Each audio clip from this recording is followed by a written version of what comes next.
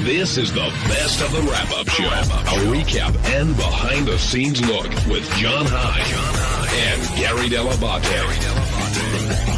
The best of the wrap-up show begins now.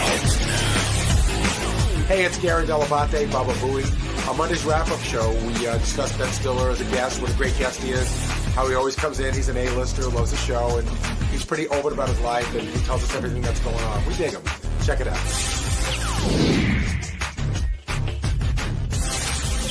We're going to talk about Ben Stiller, longtime friend of the show, Ben Stiller.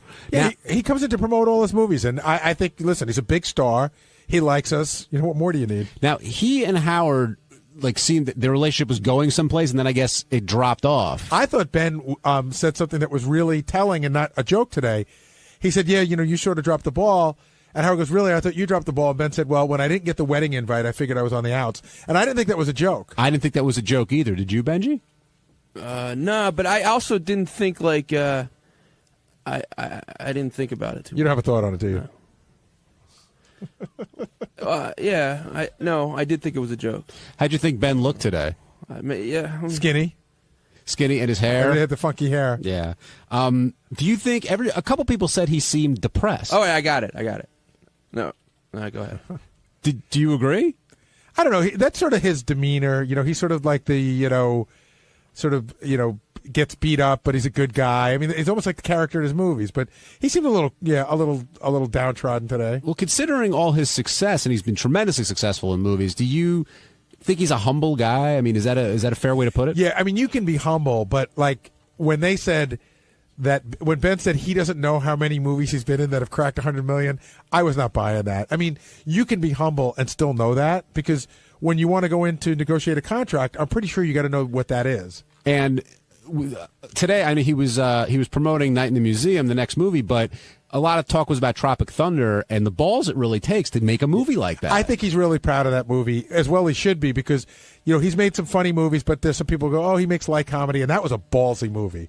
And we were saying here today, imagine if you tried to make that movie and Sal was playing the black character instead of Robert Downey Jr. I always said about that movie, the reason why I loved it so much is because that could have gone horribly wrong, and it didn't. It was really well done and well written. And he revealed that he'd been working on that for 20 years. That was a long-time project that he really wanted to do, and it came out great. And then, of course, Downey gets nominated for the Academy Award, playing a guy who's trying to get nominated for an Academy Award. I thought the second I saw that movie, I said he should be nominated, because, again, that could have gone horribly wrong in the hands of another actor. And I thought Jimmy did a great job just hanging during that whole interview, and then piped in, in the appropriate places. Now, where was that? Well, I'll get to that. First, we got to get to Ben's marriage, which it seems like he's got a great marriage, 2 kids, everything's great.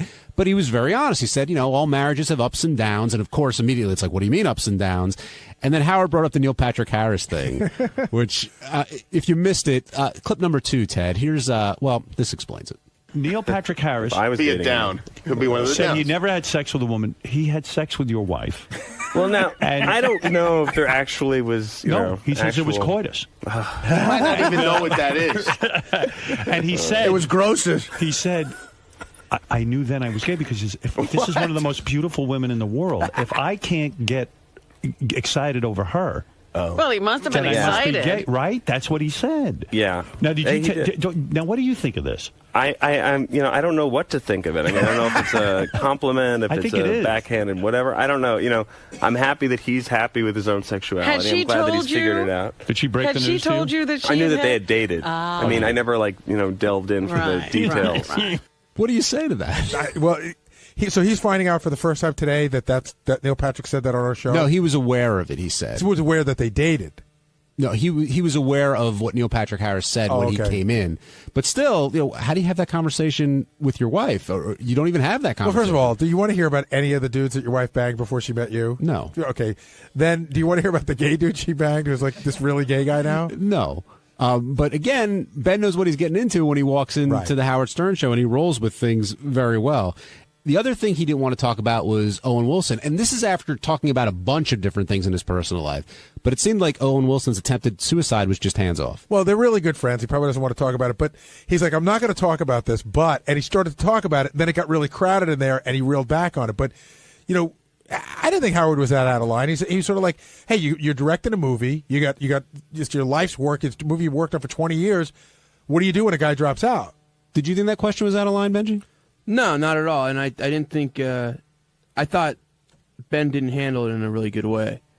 Like, I think he should. You know, if he doesn't want to talk about it, it's okay. I would respect that. But it just he made it like it was this horrible thing that it made. Well, the guy tried to kill himself. No.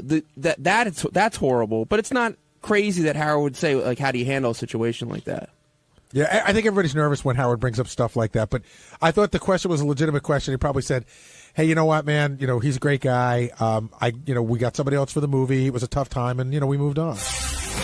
Hey, it's Sal Governale, and on Tuesday's wrap-up show, we discussed one of my screw-ups in the Bob Levy spelling game, and then somehow the conversation went over to Robin and her talking too much. That was my opinion. That was constructive criticism. And after you see what I have to say, I think you're going to agree with me. So check it out.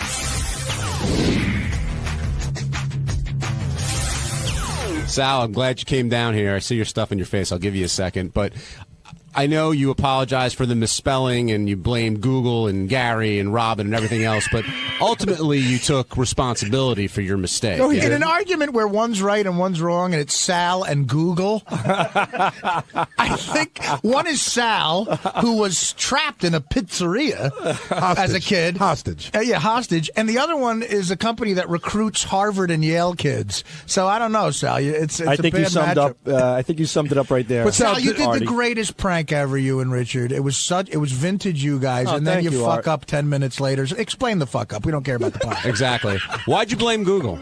Talk about your fuck Because up. when Google didn't work, I went to Gary. But did you take responsibility for it? Yes, absolutely. No. I do take responsibility. And, I did it in a way where when I wasn't sure about the word, I Googled it. But the thing is, at the time, I never noticed the top. It says, did you mean so-and-so? Right. I just I'll type in cemetery, and then if I see, and I'll scan the page, and if I see that spelling, I assumed I got it right. So it gave you all the hits on the other idiots that spelled it wrong. That's exactly it, right. So I found on Google all the idiots just like me, and I fucked up. Sal, when we were talking about it, though, a bigger issue came up, I think, which Gary alluded to, which is, sure. I don't know, did you hear what he said? He said that you're telling Gary that he's your boss and everything, and then away from Gary, you're like, you know what, I'm doing just fine. I said on the air that I screwed up, and then when Howard just kept pecking at me, I said, this is a time for a good old-fashioned Baba Booey moment. But that's not what we're talking about. Yeah, we're talking about off the air. People are telling me off the air that you're going around saying, I let Gary think he's the boss, but I know who's wrong. Oh, no. I might have said it in front of the camera, but Gary, that's definitely not true. Hey, so who? Thank you, Sal. Gary. I would have you to go to the Stuttering John School of Disrespect. No. Gary, you know more than I. Like, even today when we put a game together, I specifically break it down. I make sure that you know. Sal, if you're going to go to a Stuttering John School. I would never go to that school. You should go to the Stuttering John School of getting an insanely great job without any skills school. You should go to the Stuttering John School of I can't remember where I put my wallet. You should go to the post Howard Stern job placement school because he's the fucking master of that. Gary, do you believe that Sal respects you at your job? I think for the most part he does, but I think Sal is one of those guys, who will say whatever needs to be said, where it needs to be said to make himself look good. Well, I don't know about looking good. Yeah, he's a jerk off. Right, yeah. I was going for two-face. Yeah, but, I'm a professional jerk. I'm a jerk off, yeah, too. But, Sal, just say you're being a jerk off when you fuck with Gary like that. I agree. And you know what? It's funny. I wanted to bring something up about Stuttering John. In the beginning, I like what Stuttering John did, but it came to a point where it wasn't funny anymore. It was just browbeating. It got a little... Are you talking about me or anybody? I'm talking about Stuttering John. With anybody? With you. Oh. But look who's talking. I know. No, but I think the guy who built the wall of teeth in Times Square. And I loved what John did and stuff to certain degrees, but I felt like it just wasn't funny anymore. It just was like it was mean-spirited. And believe it or not, I'm trying to pull away from that. Today, it's been a while since I broke Gary's balls, but when you have like Howard looking at you, I feel like a third grader in the principal's office. It's rough getting yelled at by Howard because it's impossible to win an argument because he's a good arguer. For straws, and sometimes you just got to own up to it. And I did. But I'm grasping for straws, and he's giving me that look. It's like the fucking, it's like the Wizard of Oz looking down at you with the flames coming up and everything. Sal, and I'm shivering like the lion. And all of a sudden, I'm just like, where do I go? Oh, okay, Baba Booey. Sal, do you? He's my saving grace. Hold on. Deflection. Do you understand why Howard was so embarrassed and upset? Because I made him look like an ass. And you don't make Howard look like an ass on the show. I mean, I screwed up. The guy is running a show. He's doing the best he can. He can't stop and think, and cover everything. He's running a show. And then all of a sudden, it's one of those things he glanced over, and I made him look foolish. Now, will you be insulted if you get an email tonight where Beth said you put a post-it on your computer and you should check Webster's dictionary? No, I won't be. But another reason he was mad, Sal, that was funny. From a comedy point of view, was it ruined the bit. Right. It ruins the bit. Sure. If we can't spell, too, although Levy spelled existence, EXF, I think. But, so he looked really bad, but... Well, we look stupid too, so the bid is destroyed. Well, we're one big happy stupid family. I was stupid. No, we're not. And the first thing we have stupid cousins. And the first thing thing you said when you walked in there was, "I know I'm stupid. I know you just." Do you feel like Howard just wanted to go down that road? Yes, I wanted to kind of like cover my tracks by saying what he would say, so he would get it out of the way. How did you know? How did you know what he was going to say? Well, after a while working here, you kind of get the impression of what's going to happen. You kind of get a feeling of what he's going to say, and I knew what he was going to say as soon as he saw that, or whatever the fuck it is, and he called Gary, and Gary said it was. I knew. I mean, my heart just sunk. And I said, here it comes. Here comes the beating. It's been a while. And I walked in. It's actually been a few days. And it was like going to Bogeyland, like from March of the Wooden Soldiers. And I walk in there, and then sure enough, he just... Sal with a great Laurel and Hardy reference. Yeah, I was a big Laurel and Hardy fan. And you smacked Robin a couple times, too. It is like going to Bogeyland, though. It's like Buster Keaton and Seven Brides. It's like Harold Lloyd hanging off the clock.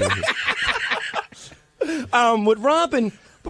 Look, I like Robin. I'm not going to be one of those guys. I love Robin, but I like Robin, but she's got to know her place sometimes. What is her place? Well, yeah, what do you know mean what I mean? Well, there's a pilot and there's a co-pilot. Back of the bus, Sal? Is that what you're saying? No. That's a long time ago. But what is it? You mean, in other words, Howard's a pilot? Enough, Sal. Howard's a pilot. She's got to sort of pipe down. In certain cases. But like what? Like a case like where Howard's browbeating you? Right. No, there's a time to speak. There's a time not to speak. Are you saying Robin's interrupting a lot? I'm surprised the bottom of Robin's sneakers are not on Howard's tongue. She steps on him so fucking much sometimes. I agree. She doesn't have track marks. I'm surprised she doesn't have track marks all over his fucking face from her Reeboks, because she sometimes just keeps interjecting. It's like, hey, you're going to fucking spew your garbage at 10 o'clock for 45 minutes. Get it all out then. Hold back a little bit. You're calling the news garbage? No, I'm just a figure of speech. Spew her stuff or whatever. I feel like we're all like cannibalizing each other now. Like we're all like this. Well, we're not. We're all like, he's yelling, Artie's talking too much. He's yelling, Robert's talking too much. I feel like come on, we used to be a family. What happened?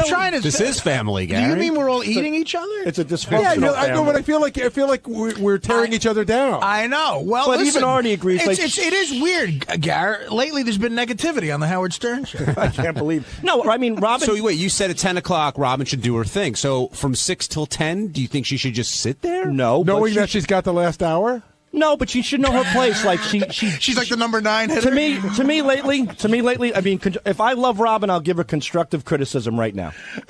I thought you said. All right, you want me to tell the truth? No. You didn't say. I love Robin. This is not a diss. This is not negativity. Let's hear what he has to say. What do you have to say? Hold on. I admire Robin. I look up to Robin. I pinch myself every day that I'm working with a great person on the Howard Stern show. You look up to Robin because she's taller than you. But if I may give her some constructive criticism, like she would for me, somebody you care about. Okay, what is your constructive criticism? Slow down on chiming in.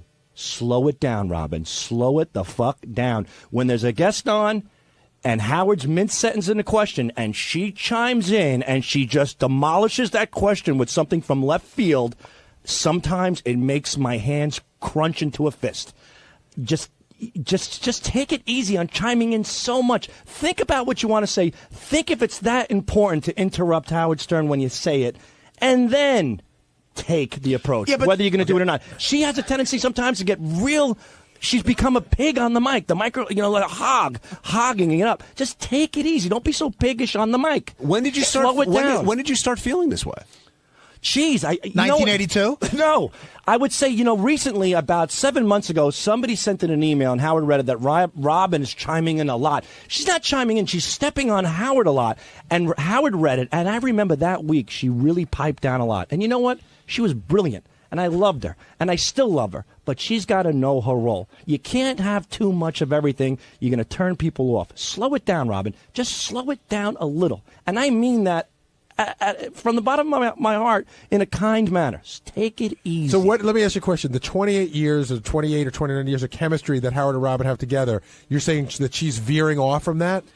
I think she's really good at what she does, but I think she's becoming so confident that she's Robin Stern. You're Robin Quivers. You're the sidekick. You're the co-pilot. Wait for the pilot to make the move, and then listen to him and know your role. Know your place. You know what I mean? Hi, this is Fred Norris of the Howard Stern Show. Guess what? On the wrap-up show for Wednesday, we had a very exciting talk about Jesse James, the outlaw bike builder. We spoke about what a great guy he was. We spoke about how he was willing to build Howard a custom-made chopper, which could run up to $100,000 in cost. We talked about, this is almost as long as the wrap-up show. Why don't you just watch it instead?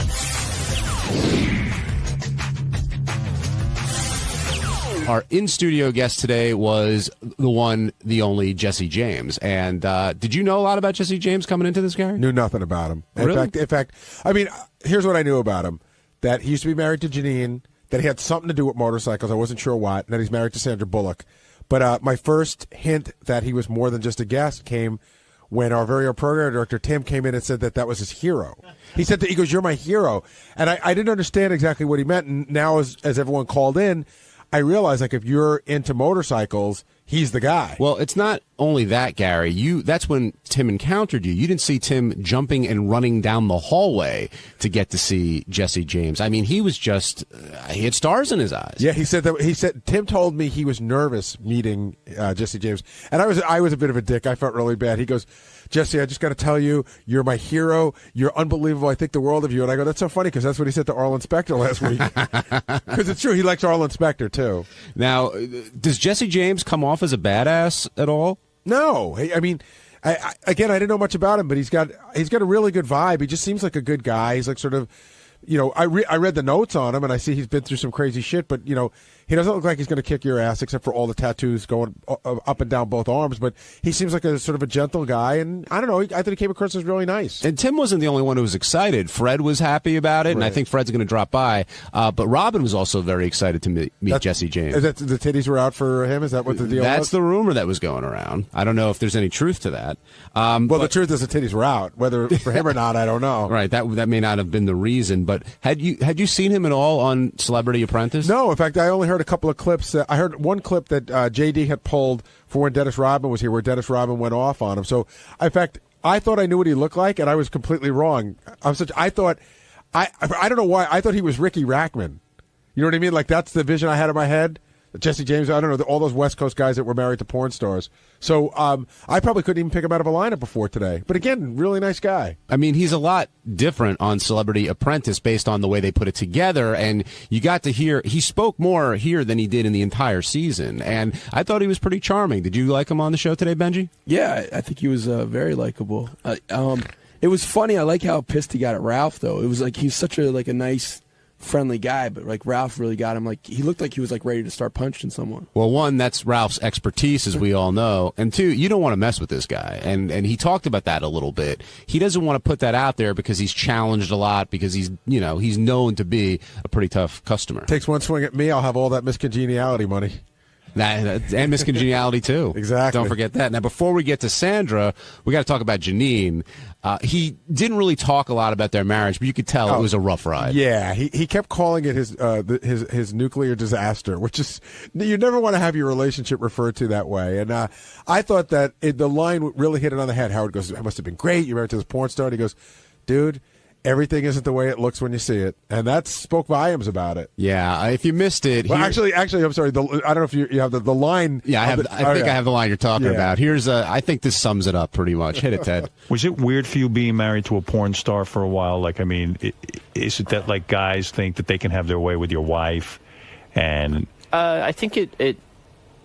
You know, she'd been retired for like 5 years. Right. And so it wasn't really like on the tip of your tongue. You know, it wasn't like she's a current huge star. You know, it was like over in the past and she was changing. But then, you know, I think it's harder for her to be in that kind of spotlight, you know. Would you recommend that a guy marry a porn star, or do you think that they have too many problems that it's just too much of a thing to overcome? Just buy the DVD. Just buy the DVD. Yeah, don't even go there. Just buy the DVD. Yeah. Okay. It's better to beat off. That was a line. Yeah, that pretty much sums that up. And were you surprised when you learned that he was married? Not today, but in the past, when he was married to Sandra Bullock? That kind of came out of nowhere, and that relationship seems to have stuck for a little while. You mean surprised that they ever got? I mean, at the beginning, again, you know, I'm as guilty as anybody. You know, you don't know anything about people, and you just see them in the tabloids, and you see this guy that used to be married to Janine, who's some biker dude. You see him and Sandra Bullock together, and you go, oh, you know, it must be Sandra Bullock's, like, you know, sort of fling,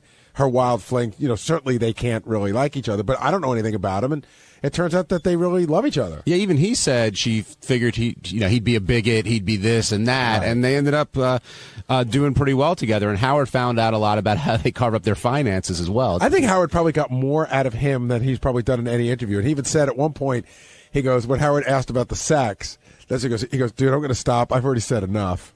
Now, he also gave advice about how you have to listen to girlfriends and your wife, and, you know, he's talked about going gardening, and that's the greatest idea I've ever heard. Right, but he said it in such a sarcastic way, as if, you know, you have to be, you know, really not sincere and go, honey, gardening's great.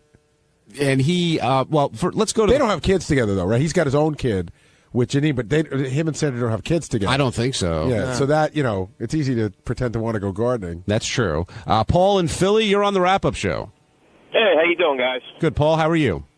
Great. Listen, I just wanted to tell you, I thought Jesse was really good today. You could tell it's like two different guys. I watched a little bit of that Apprentice, and it's like very uncomfortable there. And in the studio, he just seemed like he was at home, you know, with you guys. Yeah, he said, I got to tell you, he told me in the green room, and he said it when he first walked in, too. He said he was extremely nervous about coming on. He'd done 60 Minutes and all these other shows, but to him, Howard was like a different level, and he was very nervous about coming on. Yeah, it just seemed like, you know, he really hit it off with you guys. He was really happy to be there, you know? Yeah, good guy. Good guy. Do you think people can appreciate a guy like Jesse James because of what he does? I think initially you hear, oh, he makes bikes, and, you know, he's a he just makes bikes. You know what I mean? Like, you know, again, I don't know much about motorcycles, and this much, what I'm about to say, I learned from Fred. Fred will talk in a minute because he just showed up. But I didn't realize that to me, a motorcycle is a motorcycle, and that there are guys who make motorcycles that's like a piece of art if you're into motorcycles. It really is. I mean, it's one of the few things that you can buy. I mean, when he was talking, he said the most expensive motorcycle that he made was $300,000. When you think about a handcrafted, personalized motor vehicle for you, that's a bargain. I mean, if you can afford $300,000. That was the other great part of the show this morning was when he offered Howard a bike, to make Howard a bike, and Howard said, first of all, listen, I could buy my own bike. There are million, Tim came to my office and started jumping up and down again and going, I can't believe he's not going to take the bike. Why won't he take the bike? He's got to take the bike. Tim was very excited out there. What he should do is he should get a Howard wig and go up to him and say, you know, I was just kidding out there. I mean, I really want the bike. Now send it to Tim's address. Now, Fred, you're an expert in this field. I don't know about an expert, but you're knowledgeable there. Knowledgeable. How good is Jesse James at what he does? He's definitely one of the top 5 bike builders that there are around. I mean, somebody brought up Indian Larry today, rest in peace. He was one of the greats, too. And, you know, there are guys that are like that. And I really think it's like the last frontier in terms of like customized cars and bikes and things like that. People don't customize cars that much anymore because I think they all look the same and they all look like jelly beans. But at least with a motorcycle, it's like the last frontier. It's kind of like being a cowboy. That Orange County Choppers, are those guys just an interesting show, or are they really good motorcycle makers? You know what? The jury's out on them. The real aficionados of bike building, they poo-poo them. And I'm one of the few people that doesn't, because I think anybody that brings bikes into the collective consciousness of the United States and makes them more acceptable and makes them appealing to the masses. You know, that was one of the things that Jesse was talking about this morning. When you're riding in traffic, people have no respect for motorcyclists. I mean, they barely have enough respect for other cars. Well, I think but when you're on a motorcycle, you're very vulnerable. I don't know why this pisses me off. I'm always very respectful. Like a motorcycle guy, if he's in front of me, I like to be very far behind because I always think if he falls, I don't want to run him over. Right. The thing that always pisses me off about a motorcycle guy is when he goes between cars. You know something, I agree with that. And I think in New York State, I mean, there's certain places in the country where I think that's legal. I don't think in New York State that is legal, and I agree. I think it's a dangerous practice, and I think people should not do that because it freaks people out. Well, also, you can't. A motorcycle guy, like on the highway, they always show up in your blind spot when they do that. Well, that again, it's like that comes down to bad motorcycle riding. I mean, I used to ride a lot when I was like 14, 15, 16 years old. I rode a motorcycle before I ever drove a car, and I got a motorcycle again about maybe 10 years ago. I hadn't ridden in years. Maintained my license, hadn't ridden in years, and I, when I decided I was going to go back, I signed up for a motorcycle safety course, took a series of lessons, read a lot of books, and that's one of the reasons I feel fairly confident when I'm riding on the road, because they'll teach you where not to ride in the blind spot, what not to do, the stupid things that you can do to get yourselves in the trauma unit. All this talk about safety, so that brings me to a question. You've known Howard longer than me. Mm-hmm. Is in your time with the show, was there ever any chance that Howard's getting on a motorcycle? Not unless Bianca and Beth were like being held for ransom or something. There's no way that he would do it. On Thursday's wrap-up show, Sal came by, and I don't know how it came up, but we got started talking about Robin again. And Sal at first was trying to explain himself, but then he broke down a little bit, and it led to a lot of good conversation, a lot of controversy, and Robin eventually coming in here to confront him on what's going on in Sal's mind. And I've been trying to figure that out for 3.5 years. But it was a good show, and watch for yourself. Why are you so glum? I'm not glum. Just waiting for my beating. You seem glum. I'm on standby. Why do you say that every time? I'm waiting for my beating. Because whenever I express myself on this godforsaken shithole, I get ripped apart the next day. No, I do. And you know what? I'm going to. Maybe this is a good thing. What are we talking about here? Are we talking about the game, or are we talking about how you verbally attacked Robin? Which godforsaken shithole are you referring to? Okay, I know I attacked Robin. I didn't view it as an attack. I knew I attacked Robin. I didn't view it as an attack. It came off as an attack. Well, how would you view it? You just said, I know I attacked. Without being redundant, it was constructive criticism that she took personally. And I know a lot of people feel that way, and I'm sorry. I'm sorry that I offended Robin. That wasn't my intent. But, if somebody else gave criticism, it wouldn't be as bad. I always have to be the guy that stepped on in the that's end. Not true. That's wrong. That's just not true. No, it is. It's true. It is. Because I'm the only one. I'm the only one who gave Robin good advice, as far as I'm concerned. No, you're the only one that gave her that advice, and you think it's good advice, and that's you could think that. But you're not better than me, Gary, to tell me. I'm not saying I'm better than you. I'm saying you don't have the ability to recognize that you took a solid 10 minutes on the wrap-up show to talk about how Robin is literally single-handedly fucking up the show, and it's your opinion that she's fucking up the show, and we don't say a word, and we let you say whatever you want, and you don't have the ability to think that she might be offended by that. Well, you interpret it as me saying she fucked up the show. I said I would prefer if she just slowed down a little bit. And that's what I really said. Slow down. Know your place. Slow the fuck down. And that's it. And then it just turns to this whole... So, you know what? I'm not going to express my opinions anymore on you guys. Because when I do, everybody gets into a tizzy. Everybody gets all upset. It's not worth it. Actually, you probably get called on the carpet about 1 out of every 10 times you express your opinion, because you express your opinion a lot. But seriously, when you were talking, did it not hit you in the head that Robin might not appreciate that? Were you surprised when Robin grabbed you in the hallway? I lost a little sleep the night before. Did she just? It started hitting me like, oh boy, I wonder how she's going to interpret this. I hope I didn't. I felt bad about it. I thought it was. But why would you feel bad? It's just. I was a little harsh. But it's an opinion. It wasn't an attack. It was tough love. Right, like when you said that Howard's tongue had Robin's feet mark on it. Like, was that? It's got a Reebok mark. Well, Reebok mark. Sometimes you have to paint a picture to get your point across. And I felt at that moment that was the case. And I have no ill will towards Robin. She told me to fuck off. God bless her. Whatever Sal, she wants. I'm sorry to interrupt you, but what happened? She just grabbed you in the kitchen and said, fuck off? She was in the kitchen. Or did you say something to her first?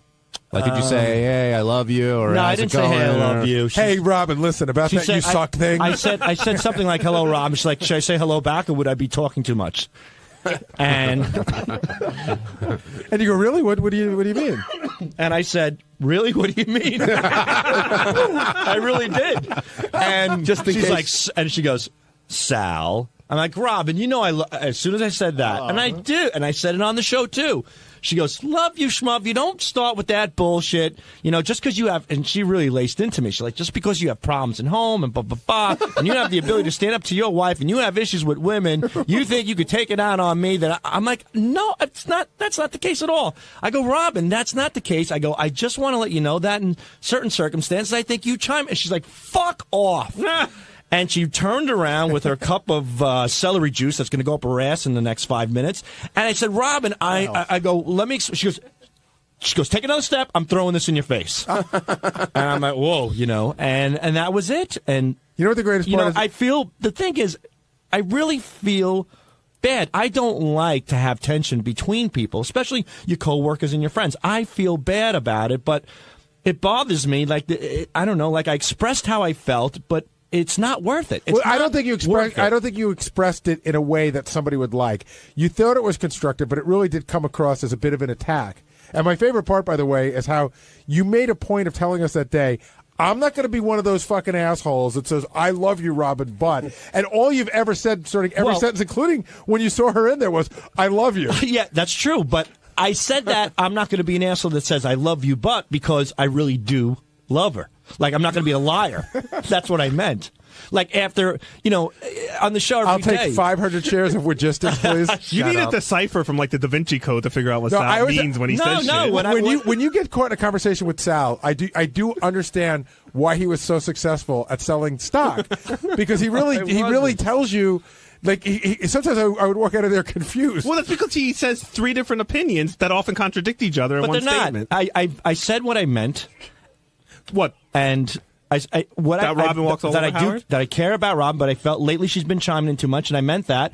I expressed it in maybe in a harsh way that she took offense to it, and I'm sorry that she took offense. Can I just ask? I don't like the tension. I do like Robin, and I think she's great at what she Assuming your does. criticism comes from a sincere place, did it ever occur to you that maybe a 25-year broadcasting veteran didn't want to hear the opinion of a stockbroker? More like a 30-year veteran. Robin's been on there for like 30 years. A wise man learns from a fool. A fool learns from no one. What? It's exactly what I said. If you guys can't interpret that, a wise man learns from a fool, and a fool learns from no one. So that means there's always something you can learn, whether God... No, what it means is a fool has the inability to learn nothing, but a wise man should listen to the fool. Yeah, you can learn from a fool's mistakes. You can learn from a fool and a fool's actions. But there's always advice to be given. So who are you in the scenario? Who are you? Unfortunately, I'm the fool because Robin has the experience, so I'm putting Robin on the pedestal here.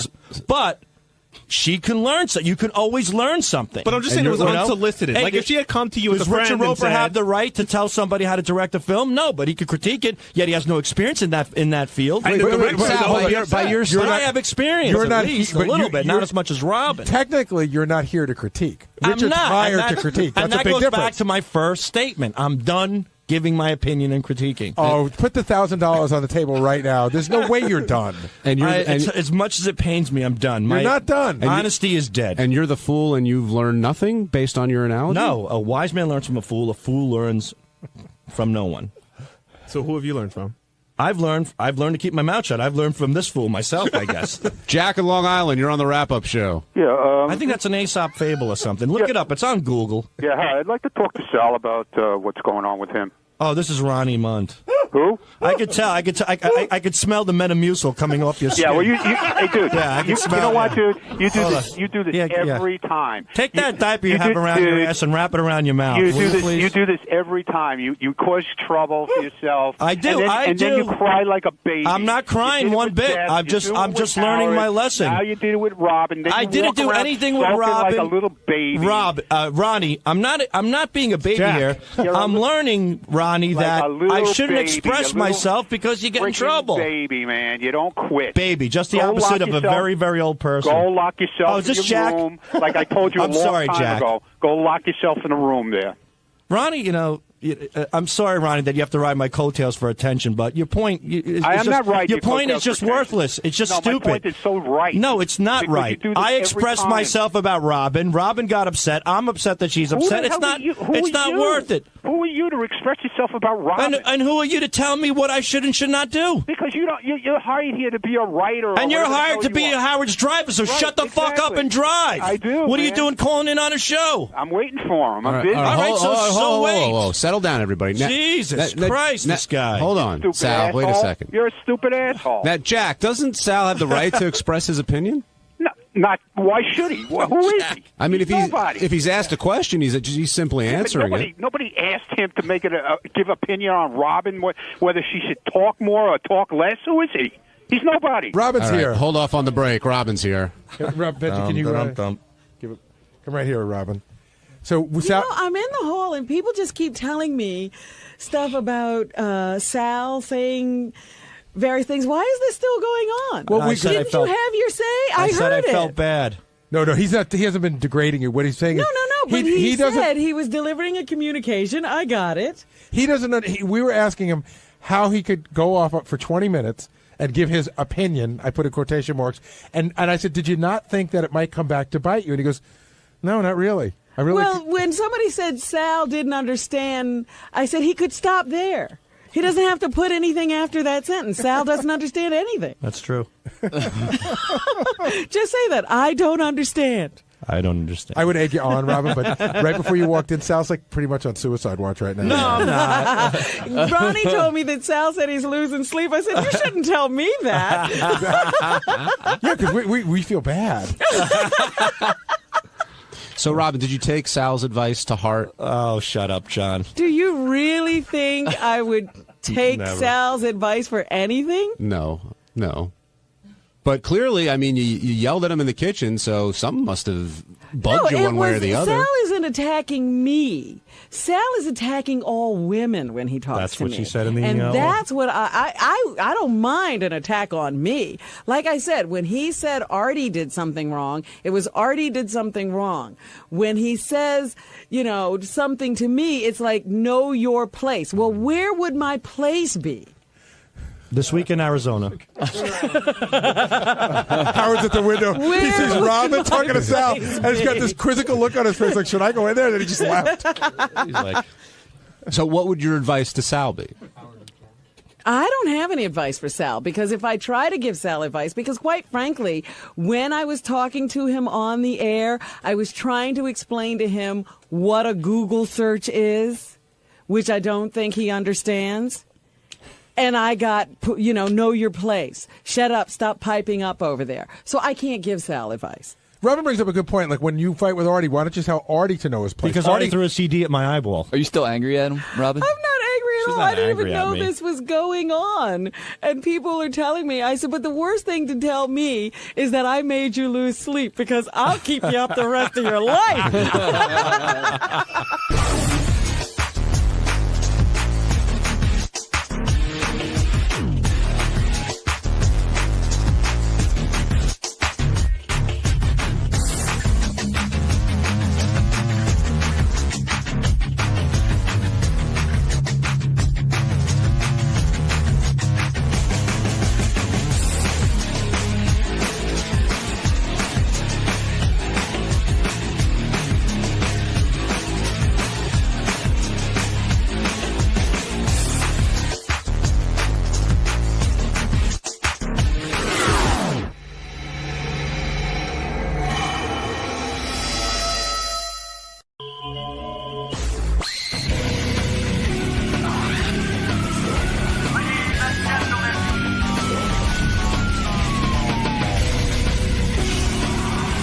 All right, Gene Simmons is on the phone. He is a founding member of KISS, very successful guy.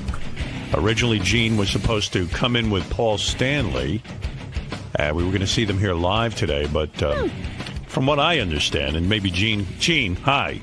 Good morning, Howard. Good morning. What a nice lead-in. It's charming. Do you have twat cream? And now here's Gene Simmons. Yeah. Well, you followed worse, I'm sure. That's right. Very classy. I appreciate that. All right, go ahead with the Paul question. Okay, and if you can be serious about this, I would love to really know, because Kiss is a very, very successful business. And you and Paul and the rest of the guys all started out together. Listen, you were young guys and you started a band, and what are the odds of it all working? And it did. It worked. Kiss became very successful and still is successful. In fact, we're here today to celebrate your new album. But, I get the feeling that Paul and you were booked together, and you two guys really dislike each other. Oh, that's not the case. The opposite is the case. He didn't want to sit early in the morning and get torn apart with twat jokes by Howard Stern. That's not what I understand. Well, how do you understand? Well, Sal's a huge Kiss fan, and he was saying that that Paul is fed up with Gene bragging about his sex. And also that Paul refuses to go on Gene's reality show, which is in its 4th season. Well, that's true. No, the 5th season shooting, as a matter of fact, tomorrow here in New York. Does that upset you that Paul won't do your show? No, he's just a private guy. He's got 3 kids. Erin, his wife, is right down the hall.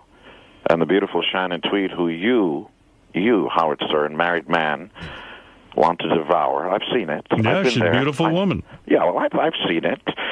You're lascivious, and even though you have a ring on your schmeckle finger, I've seen you look at her. And also, yeah, I think Gene's wife is very attractive. I'm not married. Don't play that game. Gene's girlfriend is very attractive. Wouldn't they be considered common law? Common law wife. You don't. What you need is a cohabitation agreement with individual counsel, and then it nullifies and invalidates any loss of land. Yeah, I think Gene's pretty well. He's so up on the law here. He probably sat with a team of lawyers and made sure he wasn't getting himself into anything. But it's funny. I recall the last time Gene was here. He was here with his beautiful wife. Yeah, you're girlfriend. killing me. And I said to Gene, I'm not Gene, married. I'm going to do that every time you do that, so we can do the laugh every time. But we have to be factual, Howard. I said to Gene, why is it you've been with this woman so long and you still fuck around? And Gene said to me, look, I don't fuck around on my wife. And I said, Gene. He said, I don't fuck around on my wife? That's right. I mean, not wife, his girlfriend or whatever, living whatever. So I said, would you take a lie detector test? And Gene said yes. Now, I told Gene he couldn't tape it for his TV show, so he went ahead and he went on Adam Carolla's show and did the lie detector test. And did he pass? What happened when you went on Adam's show and did it? I passed. You did pass? Yeah. We're going to take his word for that? Robin Quivers took an oath of silence. And as far as I know, she hasn't said anything. Right, Robin? I haven't said anything. There's nothing to say. Did you blow Gene Simmons? There's absolutely nothing to say. No, I blew Corolla. That's the difference. Yeah. Well, you should. Now, I just want to say, what a segue. Here's Howard Stern saying, the powerful and attractive Gene Simmons, he's probably here to promote something. And then your wonderful female announcer with the sexy come-hither voice says, and Howard Stern is celebrating the 5th year that he signed a multi-million-dollar deal with this. Yes, that's true. Come on. What? Kettle and pot. First, before the break, you said Gene Simmons is going to be coming on. He's probably going to be promoting something. No, listen, wait a second. You can't compare my career. Went on Gene, you can't compare your career with mine in the sense that you sell everything. I do not. Yeah, but I don't call myself the master of media. I just call myself the master. The king of all media thing was a goof. Oh, really? Yeah. You sell everything. Listen to this. Gene went on eBay. I did not. Hold it. Did you not sell your kidney stone on eBay for $15,000? Yes. So there you go. How do you do that? But that was for charity. Oh, that was for charity. Well, of course. No, but Gene, you sell everything. Buying that? She was down the road, and she needed another car. Gene will sell everything Kiss. Everything is Kiss, Kiss, Kiss. And but I don't put him down for it. I'm just saying I don't do that. No, I think you have a point. Sonic Boom, our first studio album in over 10 years, is being released, in fact, today or tomorrow at all Walmarts across the country. And Walmart, for the first time in their history, is giving us 4 Kiss corners. And every corner in Walmart, it's turning into Kiss. That's like 16,000 Kiss corners where you can buy T-shirts and popcorn farts and everything else with Kiss on it. Yeah, it's a big deal for them. Are you going on Letterman tonight? Yes, your your pal. Will you say to Letterman? Are you guys going to be interviewed? We usually don't talk. We do our talking on stage. So you're going to perform? Yeah, we're going to try to blow the place up. You know what you should do, Howard? Go ahead. When was the last time anybody called you Howie, by the way? Very rarely. Very rarely. What you should do is to get out of there. You know, I know you go out to Long Island, you're with your beautiful wife, and then you come into work. You never have any fun. You should come out and see us at the Garden. We're playing there in 2 days. You should come out and see how the big boys do it. Enough with a thing like you should be the lead singer in the Ramones, Joey Stern. How much have you got in that? You see, here's the difference between me and Gene.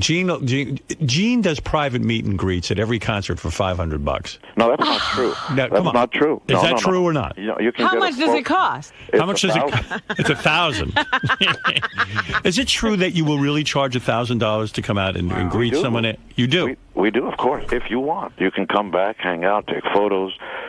Yes. Hang out? Is there food? That's bullshit. What is dude. it, Sal? I want to bring my kids in the worst way to see them, but I can't afford it. It's going to cost me $1,500. Well, but Sal, I mean, I don't blame the guy, but he does do that. He does, yes. Yeah, but listen, the difference between us and Streisand is, Barbara Streisand she'll charge $1,500 for a ticket. We don't do that. We make the tickets very affordable, anywhere from $40 to $150.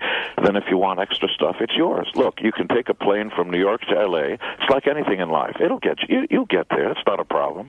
How many people would you say after the concert come back and pay $1,000? Before. We do it before, okay. Right after the show, we disappear. The truth is, we could have as many as we wanted, but physically, we can't do more than, right under 100, because then we're, just depleted for the show. So you're saying you can make $100,000 extra dollars every Kiss concert? Oh, wow. If we allowed it, we'd make 1,000. We'd meet 1,000 fans. Wow. Wow. Well, I tell you, that's I thought there was a recession. There's no recession for Kiss. No, we're doing better than ever. We are. Hey, Gene, what does Kiss bring in a year? Honestly, I mean, through everything, through your appearances, through your concerts. I'll tell you if you tell me. All right. What does Howard Stern bring in a year? $7 million. We do much better, Howard. All right. How much do you bring in? Well, if we tour, you can, out of a big tour, you can take out $100 million gross, plus merch and licensing and all that, which could be another, $40, $50 million. And then there's ancillaries, the licensing and the merchandising and all that. Would you? But don't kid yourself. We work harder than any band out there. Yeah, I remember when I was growing up, I heard James Brown, the hardest working man in show business, and I went to see him many times. It was true. He busted his hump after he owned radio stations and record companies and all that stuff, and every single show he treated as if it was the only show he would ever do. That's our mantra. Why the drive, though, to work so hard if you've got all this money? I know you've got a lot of money. That's the real that's the real thing about a champion. If you're a champion, if you're the fastest man alive, after you get the award and you're certified the fastest man alive, will you get up at the crack of dawn the following day when Howard Stern's not there and ESPN is not there, just by yourself at the crack of dawn, and will you try to break your own record? If you do, then you are a champion. If you're not, you're going to be yesterday's hero. When you performed on American Idol with Adam Lambert, I remember the moment. Sure. But you have been quoted as saying that, and this is interesting because you're a pretty astute guy. You've helped people get started in the business, even Van Halen. Am I correct? I discovered that. That's right. Managed Liza Minnelli, all kinds of wacky He stuff. managed Liza Minnelli. That's right. Now, you said that Adam Lambert has killed his career by doing what? By coming out. By coming out and admitting his sexual Too preference. early. Everything is timing. The important thing, I remember when I was a kid, John Lennon was married. They never talked about that. Right. Whether you're straight or gay, become a mystery. Strippers don't come out naked. Take it off layer by layer. Bring the audience with you. It's called a learning curve. Don't just come out and air anything and everything out. And it has nothing to do with being gay. I don't care if you worship Satan or blow farm animals. Take them through the process slowly, and then when you become rich and famous and you don't care, then you come out. Right. So in other words, it's a marketing thing. He should have left the mystery, it's vague, and then as he becomes he's gorgeous by girl standards, by guy standards, so why not keep it a mystery so that when you're singing a love lyric, the girls are thinking, like the Village People, that you're singing to them. Did you tell him this? Did you say, please sure. don't come out of the closet? I said, Adam, shut up. You betcha. But I also told Brian May backstage that this kid's got the goods, the most talented guy who's got the chops on any American Idol ever, that he should be the new lead singer in Queen. But I think they offered it to him, and he said no. I don't know if you know how to spell duh, D-U-H. Meaning he doesn't... Oh, that's a stupid... Because you can have your cake and eat it, too. You can be the lead singer in Queen and get all the cred you want with the masses and show everybody that you've got the chops to sing some of the finest songs ever written. I know they're one of your favorites. They're certainly one of mine. Yes. And then you do your solo record. Now it's... sink or swim. And listen, I've always wished him the best. I told him to his face, same thing I'm talking to you right now. I said to the kid, look, you're really talented, probably the most talented American Idol guy ever. You should really be quiet now. And the next thing is cover story, and he's doing like a Britney Spears pose. It's wrong. So he didn't listen to you? No. All right. Why is there a What feud? is the split of the money in KISS? Is it just him and Paul? Well, Paul and I are founding members. Ace and Peter, by the way, Ace has got a really solid solo record. You should check it out, Anomaly. Peter, I hear, is doing a rock record. Ace is out of the band, right? Oh, yeah, Ace hasn't been. Well, Ace and Peter have both been in and out of the band 3 separate times. Right. And Tommy Thayer and Eric Singer have been in the band an awfully long time.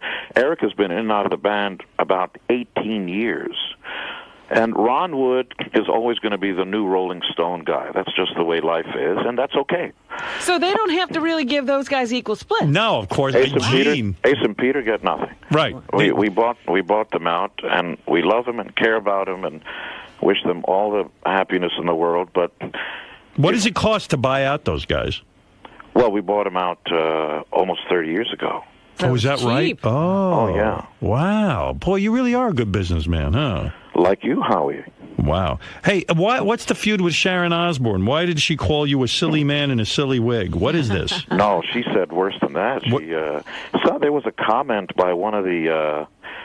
I've known Ozzy and Sharon for 35 years. Right. And very fondly hold both of them. You know, I think they're terrific, and Ozzy and I have... Well, let's just say we've known each other a long time. But there was an interviewer who interviewed me about their family and their show. And I said on the record, and look, you don't want to comment on anybody else's family because that's a personal issue, and who the hell cares what anybody else thinks anyway? This is your family and your business. And the hairs on the back of my neck would certainly stand up if anybody said something about my family. So the guy, of course, went on to say, the Gene Simmons family jewels, not like the Osbournes. They're straight. They don't get high. Mm-hmm. You know, they don't drink. They don't smoke. Of course not. I never have. But that doesn't mean that I'm saying anybody else should or shouldn't. Sharon took that as a slight and immediately went to bat, as all mothers should, to protect her family. I see. So you're going to straighten it out with her or not? Oh, she let it go right away when she realized what the article was about. I see. All right. Now, when you go on Letterman, because you are going on Letterman tonight, I want to ask you one last question about this. What do you think about this? This as a man who has, betted 1 million women, are you shocked by Letterman's secret little room and the fact that he has sex with some of the women who work on the show? Are you shocked by this? No. But isn't it kind of shocking in the sense that he isn't like Gene Simmons, who admits to all this stuff? He's kind of a guy who's shocked even to hear the word sex, let alone to even think about Power sex. is the ultimate aphrodisiac, and I don't mean AFRO. Right. Like Aphrodite. And women anywhere around the world are always attracted to powerful men in powerful positions. But did you think David was acting on it? Oh, yeah. Oh, come on. The suit is he's very coiffed. He comes out with a 3-piece suit and stuff and looks great, and the jokes are very reserved. He's got to let out someplace. I bet you he puts on masks and gets out there and has a whoopee of a good old time. You think he's into some wild stuff? Of course. Probably anal. Who knows? What should Letterman do now, Gene? You're a guy, a marketing guy. You're a guy who understands show business. What should Letterman do now? I think you should sue the pants off this guy who tried to blackmail him, of course. He's going to definitely go to jail, I would think, the guy who tried to blackmail him. I don't see how he's going to get out of that. And he should. Right. Of course. Have you ever been blackmailed? It happens all the time. How do you blackmail Gene Simmons? Well, you make up a crazy story, and then you put it out in the press, and then once it's out there, it's like being in front of a jury and saying something about, the person you're questioning, and then the judge is saying, please disregard that. Really? You've been blackmailed? Oh, all the time. Give me an example of when you were blackmailed. Children that aren't mine, of course. Happens all the time. And we have full-time legal, and I'm saying, that's fine. Listen, I'm happy that you say there's a child someplace that's mine. I would certainly do my fatherly duties. Please, let's get together, arrange. I'd like to meet the child. I'd like to take my DNA and yours and do the right thing. And they never show up. But then we go after them. We find them, we hunt them down, and do frivolous or blackmail. Are they women that have actually had sex with you, or are they women who just Sometimes it's not women. Sometimes it's a guy who puts up, one of his girlfriends or somebody to see if they can get some money out of Gene Simmons. Do you have any kids outside of your relationship with Shannon? Absolutely not. You do not? No, we have. You were blackmailed over your sex tape, right? Oh, it happened all the time. Did you get blackmailed over yours? I don't have one. Howard. What? Okay, I'm not playing this game.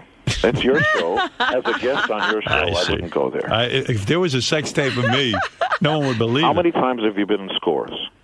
Oh, many times. He's the king of all media. Sure, many times. Are they taping you and in how many Scores? times have the girls... It's called a cell phone. And how many times do they come over to you, Howard? All the time. Okay. So then there is a sex You're a married tape. You're man. right. I respect your institution. I haven't gone... Your wife's name is... Beth. Of course. And you're saying there's no kiss connection, right? You keep talking about the Ramones and your wife's name's Beth. You stay away from my wife, She's a gorgeous woman. That's right. Well, I don't trust you gay. for a minute. Hey, listen, the new single is called Modern Day Delilah, which is from the Kiss's new album, Sonic Boom. It's available today exclusively at Walmart and Sam's Club. Hey, the Sonic Boom album isn't just a single record.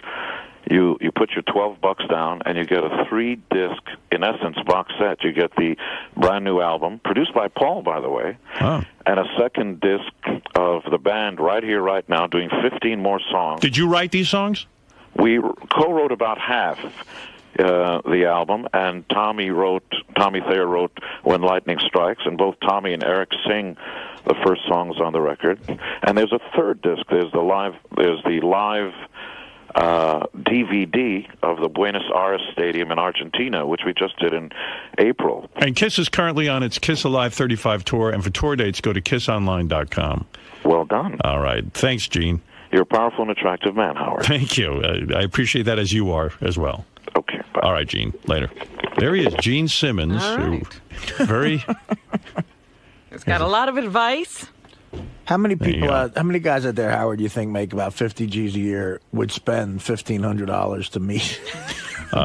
I don't know. I mean, you see, Gene was trying to make some sort of analogy between what I earn from Sirius, right, and what he does. Yeah, but he could only compare what he does on stage or gets for records, because that's his real business. Yeah, I mean, I listen. Gene can do whatever he wants with Kiss, but I think it does sort of lessen what you are to sell backstage for $1,500 or to sell a sponge or a T-shirt too much. But it doesn't seem to have dampened their fans' enthusiasm for them in any way. No, it hasn't. And maybe I'm just an uptight asshole who doesn't think... my career, I never thought it was a good idea to sell all that stuff to the fans. I would sell things from time to time that I thought had some merit, but, maybe a DVD or a tape collection or something like this. But I don't know. I disagree with... For my career, I don't put down Gene for it if he wants to go sell all that shit. You do. Okay, a little bit. All right, a lot. But... Anyway, that's Gene Simmons. But he's no hypocrite, Gene Simmons. He stands up for it. He's always straightforward. He's straight about it. I'm a businessman. He goes, we do not charge our fans $1,000 to come backstage. We charge $1,500. No, it's not $500. It's $1,000. Whatever. I mean, it's he doesn't apologize for it. He'll tell you straight off.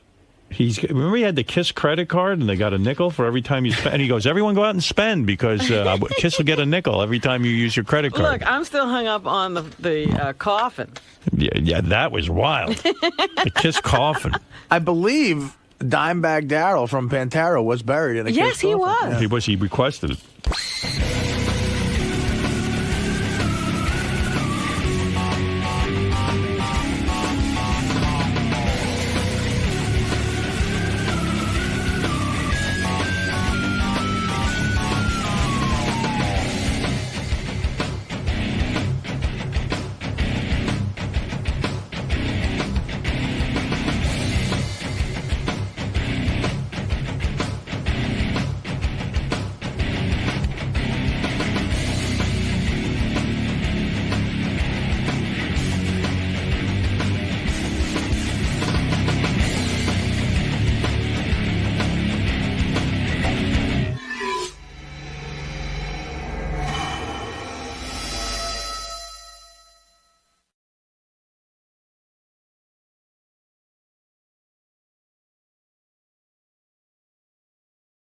Pittsburgh. Oh, Pittsburgh, Pete. I know Pete.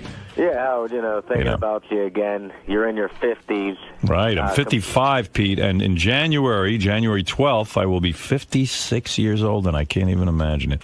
Yeah, you're on your way up to close to Ronnie's age. He's going to be 60. And Well, let's not rush me up to 60 yet, but... Yeah, it takes a couple of years to get there. Yeah, still. give me a break. He has a full term of college before he's 60. Right. It's a lifetime. I'm 30 years old now, so you're 50. You're 56. 5. So what is it like in your 50s? That's what I want to know. Like, are you enjoying your life still? Pete, I am enjoying my life from the sense that I'm very, very happily married. I enjoy my weekends and time off, and I'm enjoying work more than ever. So it's a great place to be. My kids are older, which is kind of nice. They're doing well. I'm happy to see that. I'm out of the woods in the sense that, you wonder when you have kids, gee, are they going to grow up to be good kids? Are they going to be normal? Are they going to give you a hard time? Yeah, what kind of adults are these going to be? So I feel out of the woods. I think they're good kids. They're nice kids. And I love them. And the thing is, so that's a good place to be. I wouldn't want to go back into my 30s or 20s and start over professionally. I like where I'm at in terms of a radio performer. I know how to get behind a mic and do a show and all of that. So all that's good. Listen, I came to a conclusion a long time ago about radio specifically, that the person who doesn't grow or change is dull and remains dull and will never, ever succeed. You constantly have to evolve and change. And I don't mean just from, like, whether or not you play the dating game on the air. I mean your whole lifestyle, your opinions, your view of the world has to evolve, or else it's a dead issue. You're done at a certain point. You're acting if your life is changing, but your character isn't. And I know I get criticized. Some people love the Billy West years. Some people love the Jackie years. Some people love the Artie years. Some people love this. They love when I did the Channel 9 shows. But I've always tried to just give you me honestly, and that's the same. And this is what it is. This is what it is. And when people get tired of it, if I sense that my audience is done with me, I will leave. That will never happen. Well, there you go, Pete. I like your optimism. That's never going to happen. There's nothing else out there that's really going to captivate people like your show has. You know why I'm good on the radio, too? I was thinking about me the other day. Most of my day, I think about me. That's a surprise. You were thinking about you? 99% of the time, I think about me. And then the other 1% is the rest of you. So I was thinking about my radio career. I was reflecting on it. And it was hard not to, because everywhere in my office is a piece of memorabilia about my career. You've gotten it to the point where you can't not think about it. I fully embrace myself. I never used to, but now I do. Every award, everything is surrounding me. It's like a museum. It's a museum to me. The Hall of Howard. Hall of Howard. Radio Hall of Fame. Because believe me, what else is there? And so I was thinking about me, and the reason I'm good on the radio is, A, it's a certain ability, certain talent. That's one thing you got to have. B, there's 4 things you got to have. B, what was A again? A was that you got to have a certain talent. You got to have a certain ability. B, you got to be... What is that certain ability? You didn't have it when you first started. Well, no, it's a certain sensibility about the world, a certain sense of humor, a certain understanding about how to tell a story. It was in him, though. It was in me. Yeah. I mean... Okay, well, what you're saying then is... your family and the way you're raised. You had it... I don't know what you're saying. What I'm saying is that many times I'd be sitting around my family and we had to tell a story. Yeah. And my father would say to me, stop. It's boring. Now, these are harsh words, but they fixed you right. They fixed me. They made me nuts. They made me neurotic. It was mean, but nevertheless, they go, edit yourself. Most parents today listen and indulge every word a kid says. And quite frankly, they're healthier, but they're big bores. You hear some of my callers. They can't even, they do a wind-up for 15 minutes. Yeah, they can't even get into the story. They're bores because they've been overindulged and they've been told that everything they say is brilliant. So what I'm just trying to decipher here is it still is something you learned. It wasn't an innate ability. You say your parents molded you. Yes, that's true. I agree. Not just your parents. It's just but there also is it's like a great musician. They have a musical ability. Yes, they had to sit in their room and learn the guitar, let's say, Eddie Van Halen. But there's a certain ear they have and a certain ability to understand music. There is a talent there. Okay, so then it's two separate things. That's right. It is a physical sort of gift you're born with. B, it's also the way you're raised. That gift could remain dormant. Like if Eddie Van Halen hadn't had certain surroundings, if he hadn't had certain influences in terms of music, it might never have emerged. He might not have felt comfortable enough to encourage that. So it's partly environmental. It's partly sort of what you're born with. A certain ability to speak. Okay, so you had a certain awareness of the world and a sensitivity and a sensibility toward information and outside events. For example, my father was in radio. He was an engineer, but I was exposed to this idea of the microphone, people speaking into it. He was also a recording engineer. He had a recording studio. So that was instrumental. That's part of it, yes. Instrumental is an okay word to use. That's fine. You would not have been on the radio without that, is what you're saying. It's one of the components. That's right. Now, also... The stars aligned, Howard. It might have been from God. You have to give God a little credit once in a while. Well, yeah, that's what I call the thing that you're born with. This ability to look at the world and say, gee, Mad Magazine's got the right idea. There's satire there. You have to have a sense of humor and appreciation. Sense of humor has to be cultivated by your environment, but also you have to have that ability. It's sort of an ability somewhere inside of you. Yeah, now there's another thing. Where does sense of humor come from?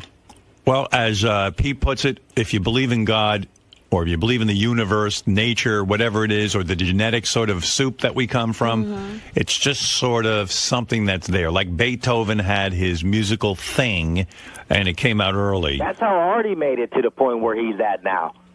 Well, hold on. We'll get to Artie. Artie's a whole other case. Artie defies all this. I also think it has to do with the atmosphere. It's a combination of being born with it and the atmosphere you grow up in that develops. That's correct. Now, the third component, which is essential in any success story. Now, I don't care what you apply this to. Pete, what do you want to be in life? What do I want to be in life? I'm not even sure at this point. All right, okay.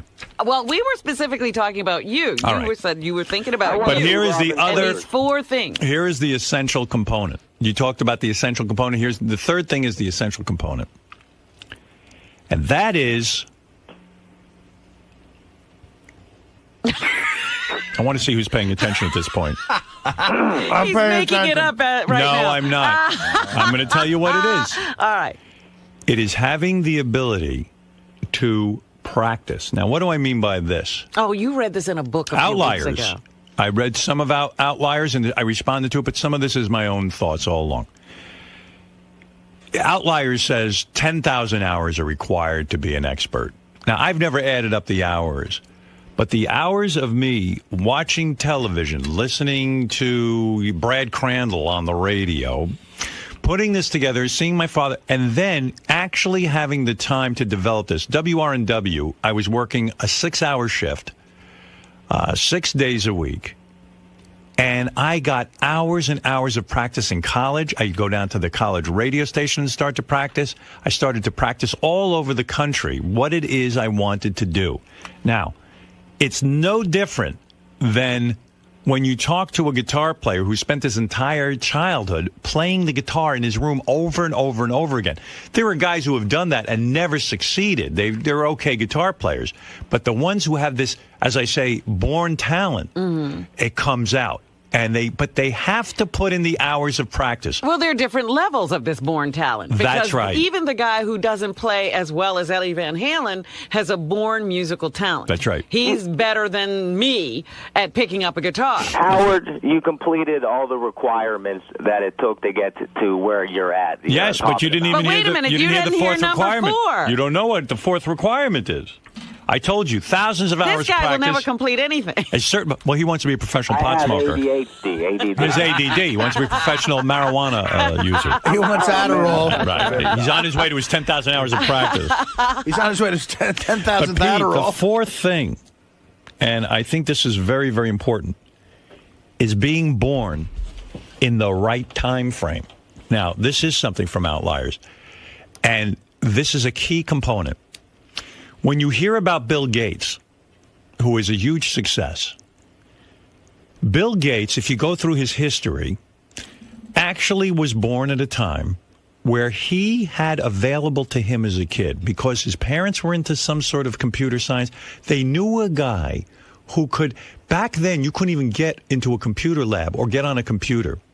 When he was born, somehow the circumstances led up to he was allowed free hours, endless free hours in a computer lab where he got to work this stuff out. Him and his friends were like into this thing like crazy. Mm-hmm. If they physically couldn't get the computer time as children, in other words, he had a certain privilege that you don't have, I don't have. He was in the right place.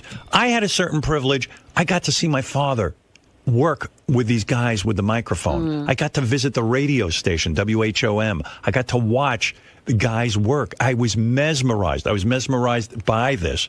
I got to see something a lot of people didn't get to see. This Bill Gates, when they describe him, he got to do this in a lab.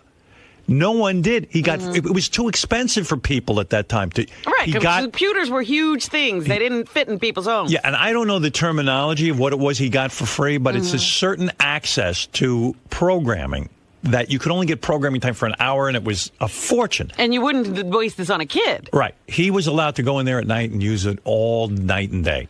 And that's what led to it. So it's part luck. Well, let me ask you something. Being born at the right time, and part having an ability. What about these people who are born with nothing? Well, people who are born with nothing, it appears that they're born with nothing, but it's not always the case. Now, let me give you an example.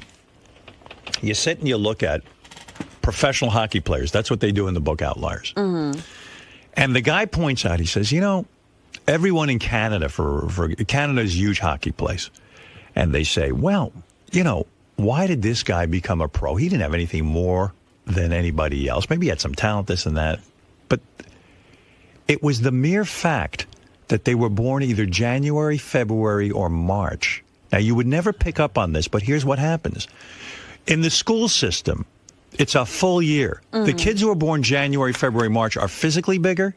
There's huge differences in physicality. You're almost a year older. Just from January, February, March? You're almost a year older than someone born in December. And what would happen in hockey, for example, kids would go to school and the coaches would look for some star players. And they take the bigger kids. The bigger kids, and also the kids who were older. They were a little more mature. They could understand a little better. They did better in school. They've even found that kids born January, February, March, because they're that almost a year older, they do better in school in the beginning. They get more attention from teachers. Therefore, they thrive a little more, get a little more encouragement, are noticed more, and they actually do better at certain things. But the hockey example is one where you are physically bigger. Now, they did find some hockey players who excelled who were born in, let's say, later months. But the majority, the Canadian hockey players, because of the system and the public school system, January, February, March, I think it was something like 70%. Yeah, but they at least had a hockey system. I'm talking about somebody who winds up what I'm saying being is, the president of South Africa, born in, what did Nelson Mandela have? Well, what I'm saying is we don't know that because I don't know the history of Nelson Mandela, but there could be something as simple, Robin, as the day he was born. Because who would pick up on that with hockey? Know if, the day he was born was very healthy. I said not that, but there are circumstances that lead to somebody becoming great.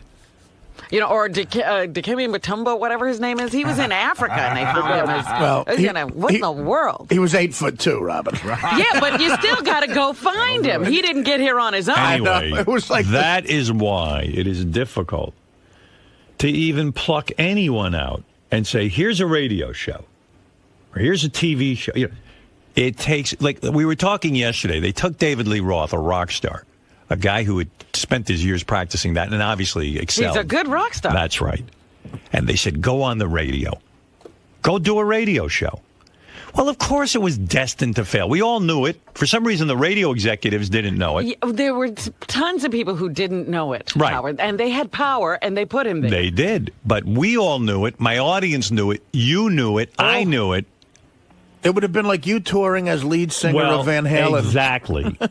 It's funny that David Lee Roth didn't know it. It's funny. I remember interviewing David Lee Roth. I invited him in to say, hey, David's going to take over our morning show. And I remember he walked in with kind of a swagger, and I remember why. I think he was on edge. I think he was thinking that I was going to put him down and ridicule him for taking over our show. And I didn't. I was just the opposite. Every time he sort of got a little confrontational with me, I showered him with love, really. Right. I said, hey, David, I wish you the best. And I think it took him like into surprise. Yes, it took he was like, whoa. He was defensive. He was defensive that day. He really was. I remember it very well. And I don't think I'm projecting that. I think he really was. Oh no, it was absolutely true. Yeah, and and then when I was just saying to him, hey, I really wish you the best and hope you do well. But and then he kind of in his arrogance said to me, and this is David, in typical David, he says to me, man, I'm used to speaking in front of audiences as big as 300,000 people. You think this is something to me? This isn't a big deal to me. I've been doing this my whole life. And no, that's not what he said exactly. What he said was, this is the greatest opportunity for me because in a stadium, I could only speak to that many people. Right. Now I'm going to get to speak to all these millions of people. And you quietly pointed out that who said there's going to be millions for you? Yeah, and I tried to say to him that day that you don't just automatically. Yes, millions of people show up to see Van Halen. Yeah. This is different. This is you. You're out there. You have a microphone. It's blank space. It's a canvas. And you've got to fill it with something entertaining that your audience will find compelling. And I knew this was a daunting task. I mean, this is not something easily done. That people would show up for him talking. Right. And they'd given him a couple of practice shows in Boston, and I guess someone had heard this stuff. And really, David was not prepared. The guy would have needed his, as they say in Outliers, 10,000 hours of practice, really. And who even knows if he has that talent anyway? He didn't. Who knows if he had one of the 4 requirements? The show was okay. Yeah, I mean, listen, everyone has a story to tell. I could listen to someone on the radio and tell them what they need to do. But can they do it? That's the other thing. It's a matter of, can you actually do it? When I hear someone on the radio, I go, oh, here's how you fix that. But then I go, well, if they're not going to hear that, how are they ever going to fix it? And you would feel that way towards everybody. That's the thing. You would put your mind beliefs above everybody else's in the world. What? In radio, yes. In radio, I believe I'm as good as it gets. That's how I really do believe. And I'm not saying it from arrogance. I'm not saying it out of any sort of pompous notion. I don't feel about that way about anything in my life. I go to a psychiatrist 3 times a week and I go, I don't even know how to be. I don't even know how to be a human being. You don't know how to be you. I don't even know how to exist. It's pathetic in there. I mean, it really is. You would think that I was an entire mess. But nevertheless, when it comes to this, radio, I mean, I'm as competent and as I am the Beethoven of radio. Well, I said it early on. I couldn't understand how other people couldn't see how much you knew. And when they were, when we first started, when we were at DC 101, and they would sit in the room and they'd start trying to tell you things, I was like, don't they realize he's the smartest person in this room? Well, you know what? Don't they know they should be listening to him? It led to a lot of frustration. It really did on my part. Oh, I'm sure. I would go home and sit there and go, why do I would visualize the whole thing, and I'd say, Why don't they get this? Why don't they let me loose? I don't get it. I mean, when Pig Virus and Dom Fioravanti and they were the worst. And John Hayes. That was another one. I mean, all of them. I sat there in a room and I said, "This is like it would be as if Eddie Van Halen had to get guitar lessons from me." I mean, it was ridiculous. Can you imagine people trying to tell Einstein what he should be doing? Here's what you ought to do with that brain of yours. Yeah. I mean, it was that annoying to me. And I don't have this ability at anything else. It's this. I get this. I know what to do with this. Give me a fucking microphone. Give me a room full of my crew. And let the symphony begin. And that's what Sirius Satellite Radio has been to you, Howard. It's the pinnacle of your career.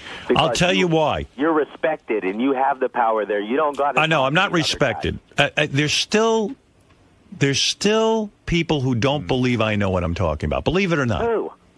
I don't have to say names. They still think they know better than me. But I'm going to tell you something. One thing about here, I get more respect, and there's another thing I get. For the most part, I'm left alone. And this is the smartest thing you can do.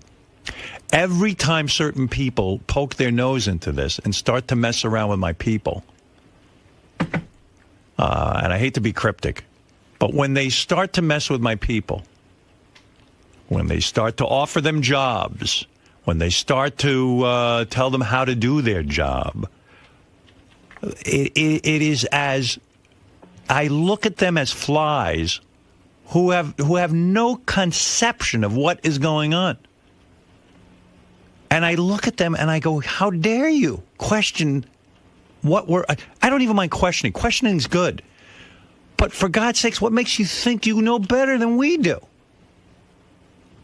Don't come in here and inflict your pain on us. It's sure, listen, I'm not above criticism.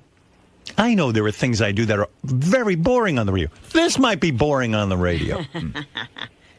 But for the most part, we're able to hit some home runs out of the park. And stay around. And stay around for the party. There'll be one today. That's right. Right now, there might not be a home run, but there will be one later. I can almost guarantee it. You can't hit one every time. Right. Look, there are no slumps here. That's right. We come in to do a show.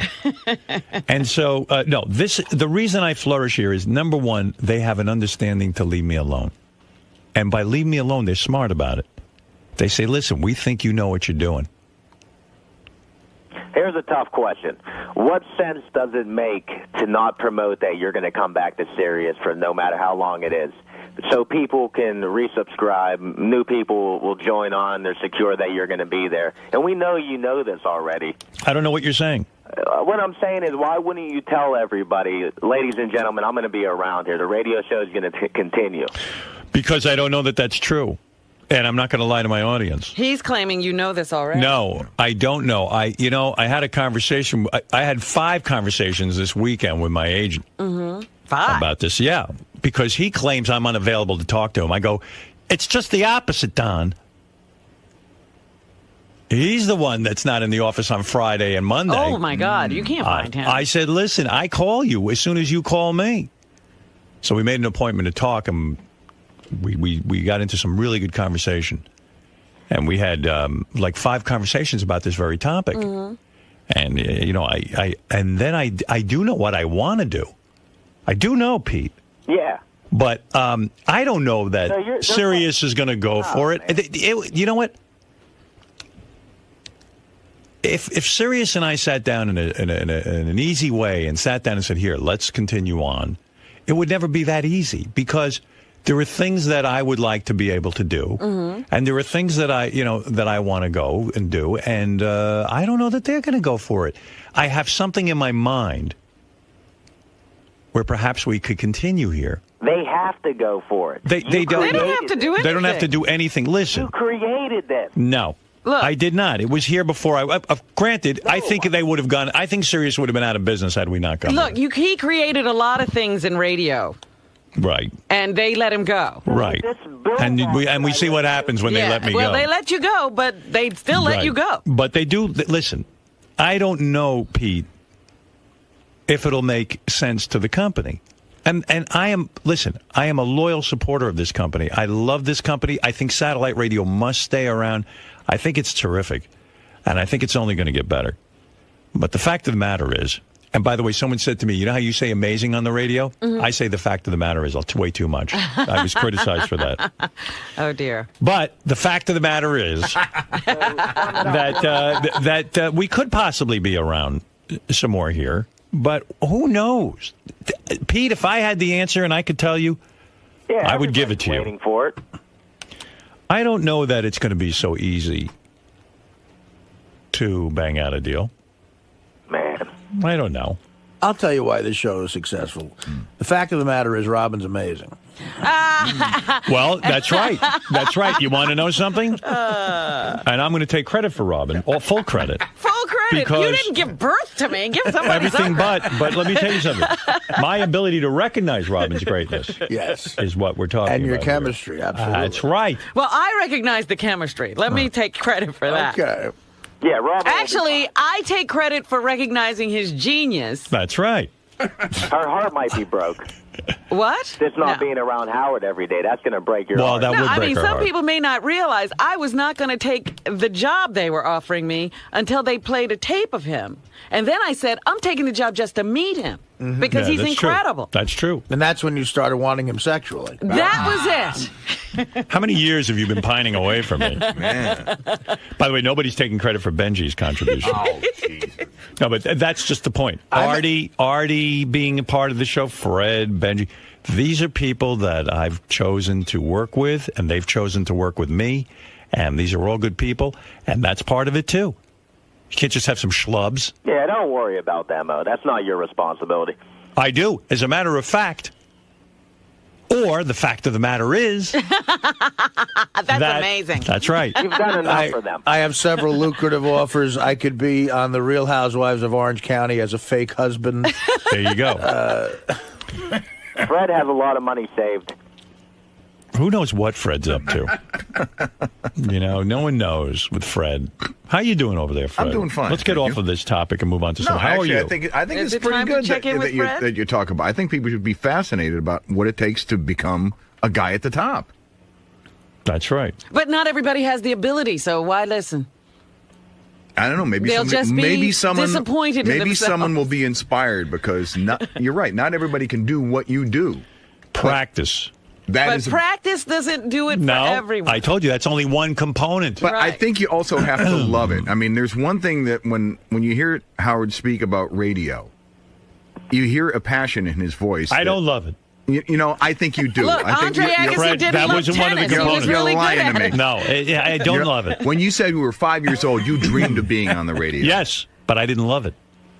There was a lot of pressure in my life. I didn't love it.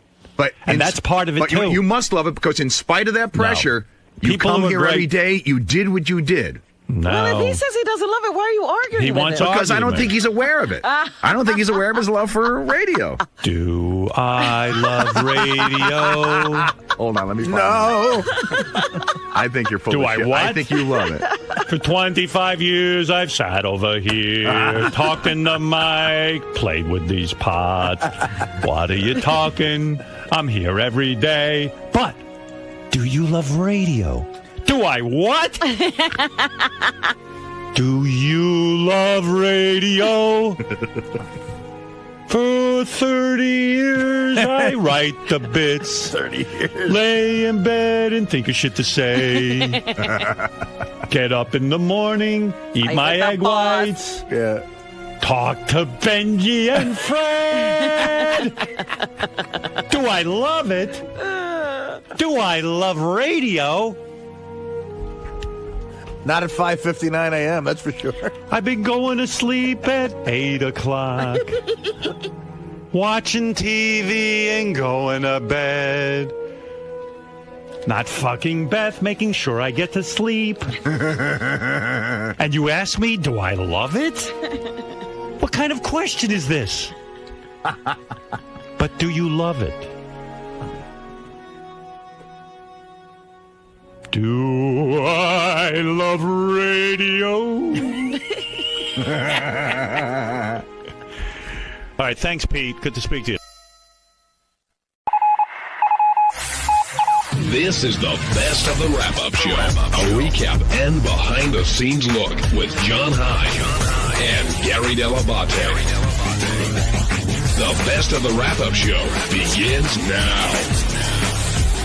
On Monday's wrap-up show, we talked about the fact that I caught gout from my diet and doing an extreme pig out over the Thanksgiving holiday.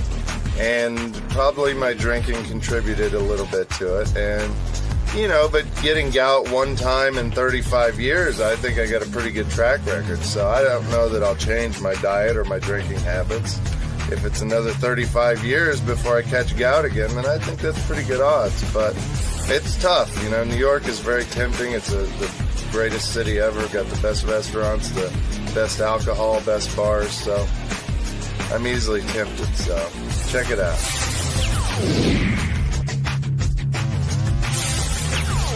Give us a call to talk about the man seated to my right, who I can smell from over here. Sure you can. Can you smell him? I smelled you today, Richard, for real. Did you? Yeah, when I walked by, you had, maybe it was your feet, but you had your shoes off, and you had your arm up in the air, and I walked by, and I wasn't being a dick. I caught a whiff. Oh, I'm sorry. Well, I probably should reapply some deodorant. Why don't you just shower? I probably will this afternoon. Just put a Wonder Bread bag on your foot and shower. All right, you're living with your girlfriend. Why 4 days without showering? Well, we were at her parents' house, and they have a hot tub, so, I kind of showered in an indirect way in the hot tub. Can I tell you something? That's even grosser, because hot tubs, first of all, it's like a giant Petri dish. I have a hot tub, but also when you get out of a hot tub, you reek of either chlorine or bromine or whatever they're using in there. Didn't you smell like the chemicals? No, I didn't notice it. Maybe my sense of smell is not as strong as everybody else's. But I always have to shower when I come out of the hot tub. Well, I did. I think I showered once or twice over the weekend, so it might have just been since Saturday or Friday. When I shower, I don't think, wow, I don't remember it right away, but it's been a few days. But you're not one of those guys that needs to take a shower every day? No, not at all. Especially the second day. I'm like, I'm home free. I took one yesterday. The second day is great because I just get to relax. Wait, so did you not shower when you stayed at her parents'? Yeah. Well, we went there on Thursday, so I probably Thursday or Friday, yeah.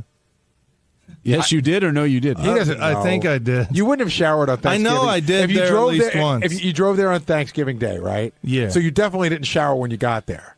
I might have. Thursday, I don't know. I have no idea. Because I just know if you go to somebody's house on Thanksgiving Day, the house is usually in such an uproar that you're not showering. It was relaxing. You should show up clean for Thanksgiving dinner.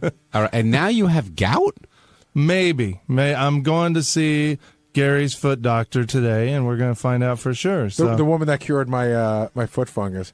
I'm not kidding around. The only other guy I ever knew in my whole life who had gout was one summer I worked as a custodian at my elementary school, and the 70-year-old custodian had the gout.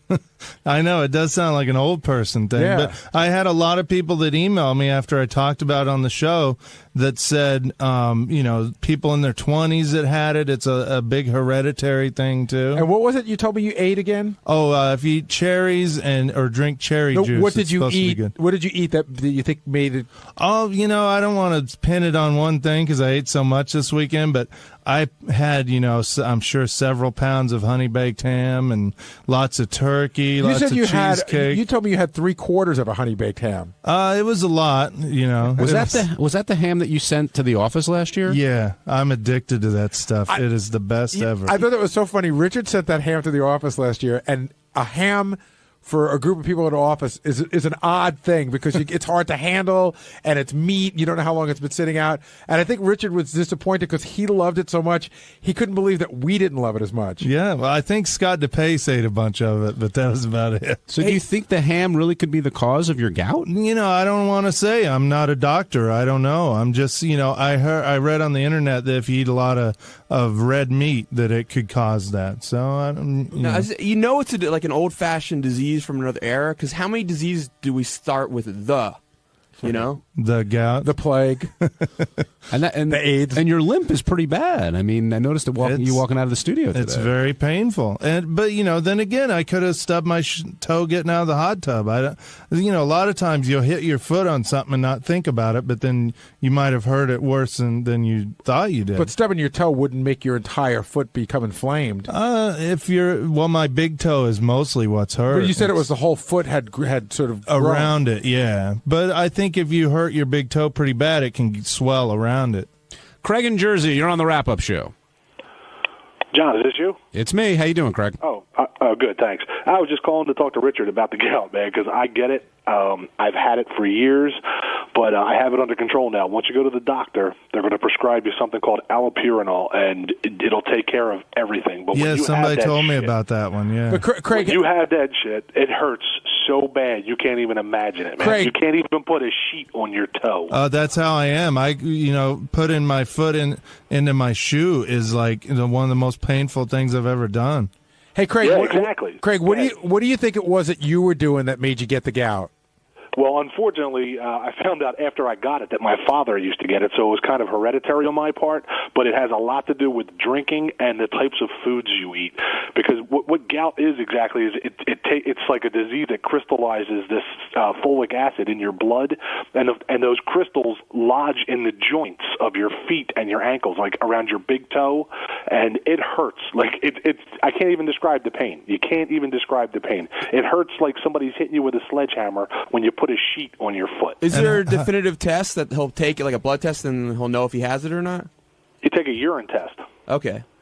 They'll give you a urine test. Richard, do you have a family history of the gout? Not that I know of. It's never come up, but I'll probably call my parents today and see. Hey, Craig, how did you not know that your father had the gout? Well, he actually died when I was younger. Oh, okay. So I wasn't aware of it. Yeah. No, he didn't die from the gout, unfortunately. Now, Richard, will something like this change your behavior? Would you drink less or eat differently because of, such a chronic injury? Yeah, well, I'm always trying to get healthier. Me and Sal, we go to Hale and Hardy and get salads every day now, and we're trying to eat healthy, and I'm trying to do good, but it's just the weekends that get me into trouble. You know? Yeah, maybe you should stop trying to put out the mimosa guy out of business at the free brunch. Wait, when they stop making mimosas taste so good, that's when I'll stop drinking them. How much did you drink on Thanksgiving? Well, we watched the parade. We went to a bar right over here on 7th Avenue and had a great, awesome time. Wait, the parade starts at like 9 in the morning. Mm-hmm. So when were you drinking? 9 in the morning. Okay. Mimosas, right? Yeah, but then, we chilled out. We went to my girlfriend's parents' house and didn't really drink there. And believe it or not, I didn't drink much this weekend. I, had a few beers and stuff, but we just kind of chilled around the house and took it easy. But there are times when I do drink a lot. Well, we're going to talk more about your gout, but you also got a music critique today from Howard. Apparently your drum levels are set too high in the mix, and I don't know if he thought you were the one who mixed it, but when you got that critique, did you agree? How did you feel? Well, the drums are loud, but that, heavy music, the drums usually are pretty loud, so that's what he heard first. It starts out with a drumming thing, so that was probably what stuck in his mind, but I think the mix sounds awesome. I'm real happy with it. So, Gary, you think too much drums there? I thought it sounded exactly like what that kind of music sounds like. It didn't, jump out at me. That's just, it's a heavy, exactly what Richard said. It's a heavy drum thing. It started out, Richard's a drummer. You're buying it for Richard. And Richard is an incredible drummer. You're so fast. Thank you. Well, when I don't have the gout, I can play some pretty fast double bass. Yeah. It's sort of ironic that your record's coming out and you can't even drum right now.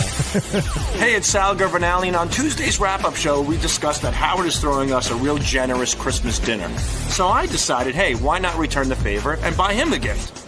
Everybody was kind of like dumbfounded by it because they didn't think of that, especially Gary. He was like, oh, what? I never thought of that. I can't believe it. You mean if somebody throws me a party, I should return the favor? I gotta think about that some more, so check it out. What are the benefits now? Okay, I opt into Secret Santa. What are the benefits? How is my Christmas better? The benefits were that instead of us buying gifts for 30 people, We just buy gifts for Okay, but I never bought gifts for 30 people. But this year it's 2 people. We have to buy a gift for Howard as well. Robin's the only one that bought Who gifts said that we for have to buy a 30 gift for people. Howard? I would. Howard's giving us a gift with this dinner, so I would feel obligated to give Howard a gift as well. So, Fred, what do you think about that? Because I hadn't thought about that till the second. I hadn't thought about it either. Yeah, what kind of gift are you talking about? Well, Howard's personally giving everybody a gift with this dinner, so I would feel obligated to return the favor and give Howard a gift. Should probably sing him a nice song or something. Well, seriously, what type of? Give him a chocolate bandit, man. I have a gift idea in mind, but like your what? wife? You could be. I said a gift, Fred. You could be Scott. Sal, don't be specific, but what sort of thing are you thinking about? Technology-wise. Oh, so a real, not something you've created, like a real actual go out and purchase it. Not a naked picture of me on his console like I did 2 years ago. He wasn't. What didn't you give him your semen one year? Richard did. He put semen in a picture frame. It's still in his office, by the way. What do you think is the worst gift, the semen or the tombstone? The semen, because the tombstone you could use eventually. I mean, you're gonna die. So were you? You're gonna. I mean, what? You're gonna die eventually. What are you gonna do with semen? Gary, were you planning? Were you planning to give Howard a gift? No, but now he's making me think. I was not planning. I thought that Howard, as the listen, again, like on the Letterman show, he gives the staff a gift every year. Leno gives the staff a gift every year. So I don't know if the whole staff gives Dave or Jay a gift back. I just hadn't thought about it. Anybody? Everyone's quiet now. Don't know. I don't think it occurred to anybody but Sal. Well, John, are you going to give Howard a gift? Well, now I am. All right. Well, I'll tell you. If we all agree not to give him a gift, I'm in. Well, I would give a gift. Everybody's quiet. Why don't you just do what you want to do? Everybody will That's my leave. Get point. Howard a gift except me. No, I definitely. When Howard decided to do that dinner, I said, you know what? I'm going to get him a gift. I mean, I think that's that's the right thing to do. Do you think Howard's throwing the dinner because he wants gifts? He wants gifts? No, not at all. Do you think he'd be Howard doesn't disappointed? want Do you think gifts. he'd be disappointed if you didn't give him a gift? No. I think if he gets gifts, he's going to feel. I don't know what he's going to feel. Like it could go either way with him. He could be like, I just wanted to do something nice for the staff. Now people gave me gifts, and that's not why I did it. But he could just easily be, God, I'm so generous to the staff. You think somebody would think of me? So you should just. And I did. Don't get Howard a gift. What you should do is just write, your feelings about him on a card. Just lay it all out there, thanking him for a good year. Why don't you write a letter to God about how you feel about Howard? What's the difference? Or a song? Weren't you working on a song one time for him? Yes. For the wedding, right? Yeah, I was thinking about writing a wedding song. I thought that would have been nice. Here you go, a little But I holiday wasn't tune. invited. No, nothing like that. Look, if he throws a nice dinner, it's very generous, and I thought it would be nice to give him a gift back. I don't think we asked you this before. Were you surprised that you were included as part of this, or did you expect to be excluded once again? I think I was questionable, and I made the cut. What happened? You said this morning that you didn't get an email. I didn't. So you haven't officially been invited yet? No. Oh, maybe you didn't make the cut. Go back and Maybe double you slipped check. through the cracks. Yeah, I did. I triple checked. Laura said she sent it to you, but Could Sal have been left off the list? No, Gary? I don't believe so. But I don't. I didn't make the list, so I couldn't tell you. Maybe Howard didn't get the memo. Hey, Now, Gary, of the 90 people on Jason's list, are they all at the party? I think I think that the list is very large. I think it goes very wide. yeah, Again, I couldn't tell you because I couldn't tell you exactly who's on it, but I think it probably goes pretty wide. John in Pennsylvania, you're on the wrap-up show. Hey, how come all the Jewish people are arguing about Christmas? I mean, they're buying one gift, not 8. What's that, John? I said, how come all the Jewish people are arguing about Christmas? You mean the Jews like me and Fred and Teddy? Steve. Yeah. Sal. We're all John, Robin. Jason Kaplan, Sal, everybody. Governale. because here Very we Jewish. here for whatever not Sal. we celebrate Not Christmas Sal, here. but Jason come in there. He was like the first one to speak up about it. Oh, listen, I'm against the Secret Santa, so I guess that's a Jew in me. I don't know what to tell you. It's ridiculous. You're talking about Santa. You're fucking Jewish. And it's very intelligent of you to be talking about Santa, buddy. And John, Jason like an is adult. Jason is the keeper of the list, so it makes sense for him to talk. I'm in charge of Secret Santa. Okay, Hey, John, yeah, John, for whatever okay. it's worth, Yeah. Santa's not real. Yeah, get over it, dude. Well, next we're Yeah, discussing I whether or know, not to have a but- nativity scene this year. All right, thanks, John, for calling in. Let's go to Vince in Delaware. Vince, you're on the wrap-up show. Hey, guys. How you doing? Good. Vince, how are you? Good. We absolutely love the wrap-up show here. And this is one of my favorite times of year when you guys get into the stress of the holidays and what's going to happen with the Secret Santa. But I actually was calling because as soon as this whole thing started getting talked about, I thought the first thing, exactly what Sal thought, like what's going to happen for Howard. I think it puts you guys in a real bad spot because Howard's giving you guys all the party, and I think if everybody brings Howard gifts, he's going to be pissed about it, and if you guys give him nothing, he's going to be pissed about it. Well, he just gets pissed. He gets pissed about the holidays when this happens every year, no matter what happens. So does a gift always require a reciprocal gift? That's a question on the table. You know what? For Howard, I don't think so. I think he would just like to give you guys something, but you know how's your exchanging going to go? If it's going to happen at that party or in the studio, wouldn't it start feeling odd that Howard's not getting anything back? And then if even one person gives him something, then the rest of you feel like, oh shit, I didn't give him anything. And it just every year it's something different, and this year is really unique because it's the first year that you all know you're getting something pretty nice from Howard, and he's not in the Secret Santa mix. I think it leaves you guys with a tough decision to make. I agree, and I think that everyone's going to do their exchanging the last day that we're on the air, so I don't think there's going to be any exchanging going on at the party, but I think that people will show up to the party with something. I think some people will, whether it be like sometimes people just bring a gift when you go to a party, even though it's not a house party. And I think people will start to show up, and I think it will be interesting. Scott DePace, are you planning to bring Howard a gift? Well, first of all, are you coming? Yeah, I'm coming. Of course, I thought he wasn't going to come. Yeah, box party. I got the invite last night, so of course. Didn't he say early on that he wasn't going to go to a dinner? Did I get that right? No, you absolutely wrong. You're very wrong, Fred. Okay. What I said was I wasn't going to go to a big box type in demand. Not in demand. That's a company I work for now. Their Christmas parties. How many people? Horrible. How many people would you say would constitute a big box party? It's not the people. It's the room. It's the buffet. It's the people that I don't know. It's the bad disco music. That's what I wasn't into. Okay, so this party isn't supposed to be a box-type party, so I assume you're going to attend. Absolutely. Okay, will you bring a gift for the host? That's a good point. I haven't even thought about it. I usually get Howard something, but he usually throws it out. So, I don't know. I'll have to think. See what you did, Sal? I got people thinking. First time ever. Well, I know the last gift I got Howard. Ronnie, I'm sorry, Jason. Ronnie, what were you trying to say? Get on a mic. No, I was just calling Sal a stupid fuck for starting shit as always. How did I start anything? Right away, you got to start. Oh, I got to bring him a gift. Oh, the guy's giving us a gift every year that Howard is. Yeah, but he's trying to say thank you. That's all he's trying to do. I'm saying thank you back. It's a generous. It's a generous offer. He's shit and throws it in the garbage.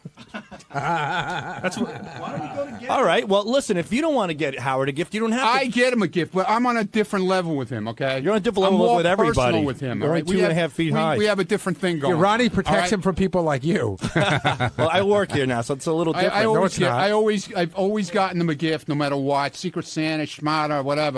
I always get him a gift. Okay, even if he likes or he doesn't like. So it. then, I'm the stupid asshole for doing something that you do every year. Yeah, because you're just, you're just trying to kiss ass. I'm not kissing ass. The guy is spending a lot of money for a dinner, and I feel so everybody take him to dinner. Have you gotten a gift? If you feel that's fine, I'm in with it. I'm down for that. I just thought that the guy he's spending a lot of money. He doesn't like gift certificates, so you can't give him one to go to dinner.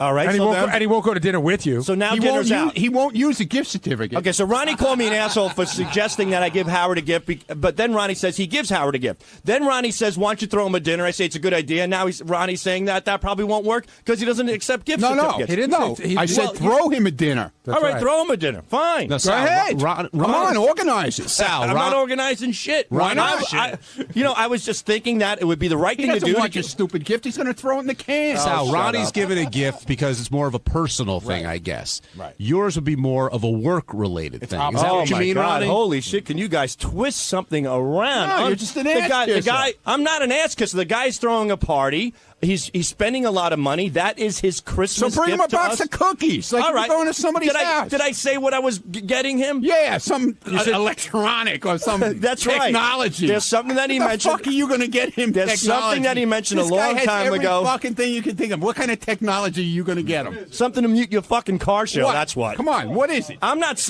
If I say it, it won't be a gift. What do you mean it won't be a gift? I'm on the air, you stupid idiot. So what? I'm not going to. I'm not going to know what expose. the gift is. No, I'm not. Howard gonna, said what his gift was. I'm not going to. Yeah, right. Howard said what his. I'm going to write it down and give it to Gary. Yeah, I'd be curious because I would bet the farm that you're. I just hope he doesn't own it, but I don't have the balls to email Beth and ask her like I used to do because I'll get in trouble for it. I would bet the farm that. So now I'm fucked across the board, and I got Midget the Clown over here telling me what I should do and shouldn't do. Boo-hoo. All right. Let's all cry for you. All right, so Sal, write it down and show it to write it Gary. down. He could give you. Step away, Jace. Let him do this. How do I word this? Oh, God. Can you imagine? Maybe the gift is that whatever you're writing a down. remote control dildo. Maybe the gift is that whatever. IPOD. He's not listening. Just say it. All right, Sal. As Sal writes this down, Fred. I mean, Sal's heart's in the right place here, isn't it? No, it's not. Thank you, Fred. Ronnie's speaking for me. Now, I don't know. I mean, Howard, Sal has brought Gary up a valid Howard's point, mentioned and this I in the think past. We'll all have to, review it on our in our own hearts. Do you know what that is, Gary? Yes. Okay. He's so disinterested in it. Hey, what's up? This is Jason, and on Wednesday's wrap-up show, the guys were all giving Lisa G a hard time because she said she didn't have time to sign autographs in the hall, and everyone was calling bullshit on it. I say, Lisa, how can you not have time to freaking just take 2 seconds out of your life to sign an autograph? I mean, it's ridiculous. Anyone can do it, especially when she's asking these fans to buy her $25 cookies. So we all called her bullshit. She denied it. You decide for yourself. Check it out. I know Lisa's very busy. We have her. Thank you, Lisa, for making the time. Lisa, you're welcome. Lisa, I am. Lisa came in at the end, and a conversation about why you wouldn't sign somebody's book or take a photo. No one ever believes anything I say anyway, so I just feel that I'm caught in the middle, that I can't do anything right, and then I'm in the hallway, then I get yelled at, and then Ronnie says, no, you're not in the hallway, but you say hello to this person. Lisa, I disagree with you on this because I think that the rules are pretty clear. Don't nag celebrities. Everybody else is fine to talk to. And so I thought that the guy that wanted you to sign his book, it really... I'm on the side of Ronnie in the sense it was like I'm producing the show. I am extraordinarily busy during the show. I walked by, the guy standing there, book, pen in hand. Could you sign my book? I go, sure. It probably took 15 seconds. I've been scolded at for standing in the hallway with fans. But a guy, putting yourself into a situation where you don't belong, probably not good. A guy says, "Can you sign a book? Can you take a picture?" And the woman who came up here, I was telling Howard this, who was downstairs with the camel toe thing. She said, "Can I take a picture with you?" And in this case, I said yes, and then I got scolded. By who? By Ronnie. Clear the hallway. So it's like I can't win either way. Well, wait, no, hold on. There's a difference between clear the hallway. And you have to, again, I would love to get Ronnie in here because I'd love to guess at what was going on. But hold on, if 50 people are in the hallway, if the TV camera's in the hallway and you're in the hallway, and 50 people are in the hallway. It wasn't 50 people. And he also walked out of the green room that he was in. I had to make a split decision. It was nothing against him. I had to make that split-second decision. But what's the big decision? Just sign it. Well, from now on I will. From now on I will. In the hallway, in a green room, I'll do whatever. Well, it takes seconds, is what I'm saying. It took you more time to say no than it did to do it. Lisa, do you feel like you're getting mixed signals from Ronnie? Is that what's confusing you here? There are mixed signals in the hallway. Yes, there are. Mm-hmm. And so you have to make judgment decisions based on what's happening at that time period? And also I know Ronnie gets upset when fans leave the green room that they've been assigned to, and I was in the other green room across the hall. And then you would have walked across. I was in the hallway. He said, could you sign my book? So I stepped into the green room and I signed it. Lisa, I didn't lure him into the hallway. No, I was in the green room opposite. Right, so walk across. No, he walked into the green room where I was sitting. All the more, just sign it real quick. He's already there. You can't stop him. But I'm telling you, I made the split decision. Was any part of your decision because you didn't want to sign it? I thought it was just Gary and John. Was any part of your decision? Was any part of your decision? He's sort of like the Lisa G of our Ed and Dre. Roll call. Was any part of your decision because you didn't want to sign it? 20 after, Ben. No, I made that split-second decision. But, so now, what about because afterwards, when Ronnie took the book around, we can talk. But wait, about Lisa, this for afterwards, 10 minutes. Ronnie took the book around. I didn't get a chance to come back here. I was jammed all So did morning. Ronnie ask you afterwards if you'd sign it? Did Ronnie? No. I thought he said he would. No one saw me. Will you sign it now? If he wants to come back, I'll sign it now, but I'm not going to be here long today. Now, what about the guy saying that you wouldn't take a picture? I mean... I don't remember who that was, honestly. He was one of the Superfan contestants. There were 3 Superfan contestants. A woman who won, another guy who was... Gina?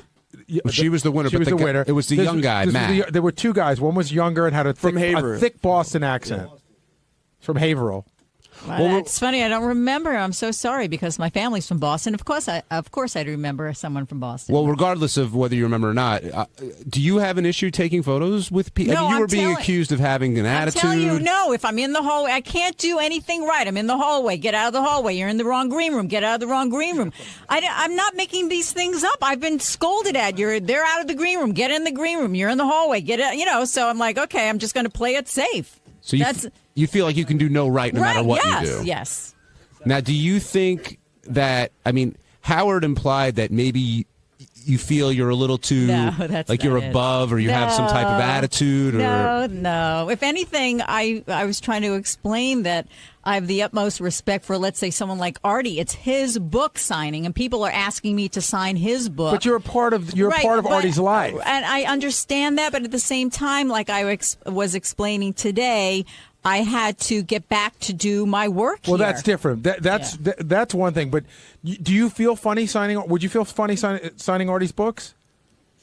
I do. It's his book signing. It's his book. Not, but people are interested in you because you're a part of the show. Listen, Will and Jason signed that guy's book yesterday. Well, they weren't even. I think Jason was in high school. I was 11 years old when that book but came the out. thing is, I thought it was just you and John. No, but you're a part of the show, is what I'm saying. So, I mean, listen, people ask me to sign all sorts of... I've been asked to sign Jackie's album. Look, now it's been made very clear that it's okay that I can sign someone's book. She got a little bit of Sal in her. She doesn't know what it is until somebody tells her what it is. Do you know what I mean? No, that's not it. If anything, I'm trying to put Artie first. It's Howard's show. Well, Lisa, let's say, using the Artie example, let's say Artie had already signed the book. And then somebody came over to you and say, "Hey, Lisa, would you mind signing this?" Would you have an issue then? Like, I can understand if the book is completely unsigned that's and they only happened to me, and that's like, oh my God, that's a little weird. What? It's not my What's book. weird? If someone brings me, let's say Artie's book, could you sign this book? Or Here's how I look at it. Artie's book at least has a connection to the show. A blank piece of paper has nothing to do with anything. If somebody handed you a blank piece of paper, would you sign it? No, we're talking about a book. If somebody handed you a blank piece of paper and said, "Lisa, I want your autograph," would you sign it? Yeah. Okay. Artie's book has a connect. You have a connection to Artie. That's a connection to the show. A blank piece of paper is just a blank piece of paper. I understand why somebody would ask you to do that. Jason, what did you want to say? That's what, unbeknownst to you, Lisa, and the rest of the audience, I got Gary to autograph my book for me while the show was on, just to demonstrate how easy it is to sign a book. I have to call her out on something. I was listening to this in the car just now.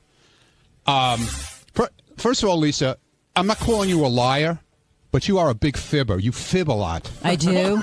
You fib. Isn't that the same? Yeah, no, it's not quite a lie. Lie is okay? more malicious. Fib is sort of sweet, but still a lie. Yeah, because I don't throw you out of green rooms. I ask you to leave when I have a guest coming into a green room. I don't tell you to get out. I'm not saying you're telling me. I said I need the green room. You weren't listening. I said you tell. I was listening. You tell that to the fans who leave and the then green room. Another thing. Who try and talk to me because I was sitting in. The guy with the book. Okay? You weren't there when he asked me to sign it. I was there. I was standing right in the hall, in the aisleway, right in the hall. Right. And what did I say to him? And I heard you say to him, "I can't do it now." I said I'd sign it after your segment. And then the guy goes to me like he shakes his head and he throws up his hands like, "Why can't you sign it?" I don't want to go over this I don't know. over but again. Here's what really gets me. Why you're a fibber? Okay. Here it is. You stood in there and you talked to the guy about some group called Mensa or something. He's in Mensa. And you couldn't have fucking signed his book He didn't while you were ask me to standing sign there. it then. He had already asked you to sign it. No, he did not. Yes, he did. That was after the fact already. No, yes, he did not. See, this is how you fib. Well, that's not. I don't remember that part. Either that or you're fucking senile. Either one. Maybe. Guys, I have got to go. Okay. All right. Thanks, Lee. I've got a couple of questions for you. Where you going? A signing. Yell him out, Ronnie. Yell out a question. Yeah. Well, what's the best thing you did? A hand job or a blow job? On Thursday's wrap-up show, all the talk was about John Stamos, who said he's struggling to find his Beth, and we'd all love to have his struggles because he's such a good-looking guy. And then he also revealed that Ashley Olsen was into Howard as well. So whenever Stamos comes on, there's lots to talk about. And you really want to hate the guy because he's so good-looking and he gets all these girls and whatever. But he's one of the nicest guys, and he's a great guest. And here's how that conversation.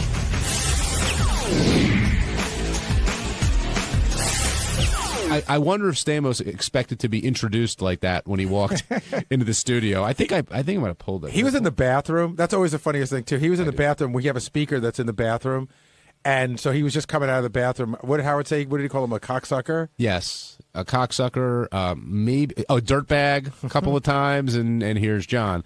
But John spoke about him, like his desire to find his Beth, looking for the right woman, and Howard sort of poo-pooed that and felt like John was making excuses. Well, I think what Howard was saying is that there have been plenty of Beths. John just wasn't in the mood to be attached. And I wonder if he's in the mood to be attached now. I mean, I think that I don't think he's being disingenuous so much as you get to be an age where it almost gets creepy if you start dating girls that are way, way younger than you. And so I think in his mind he would like to be attached, but I think if push came to shove, I think he still likes being single. Well, I mean, he still looks pretty young, yeah, too. And he's a young guy. How old is John? Is he like 42, 46? Good for him, man.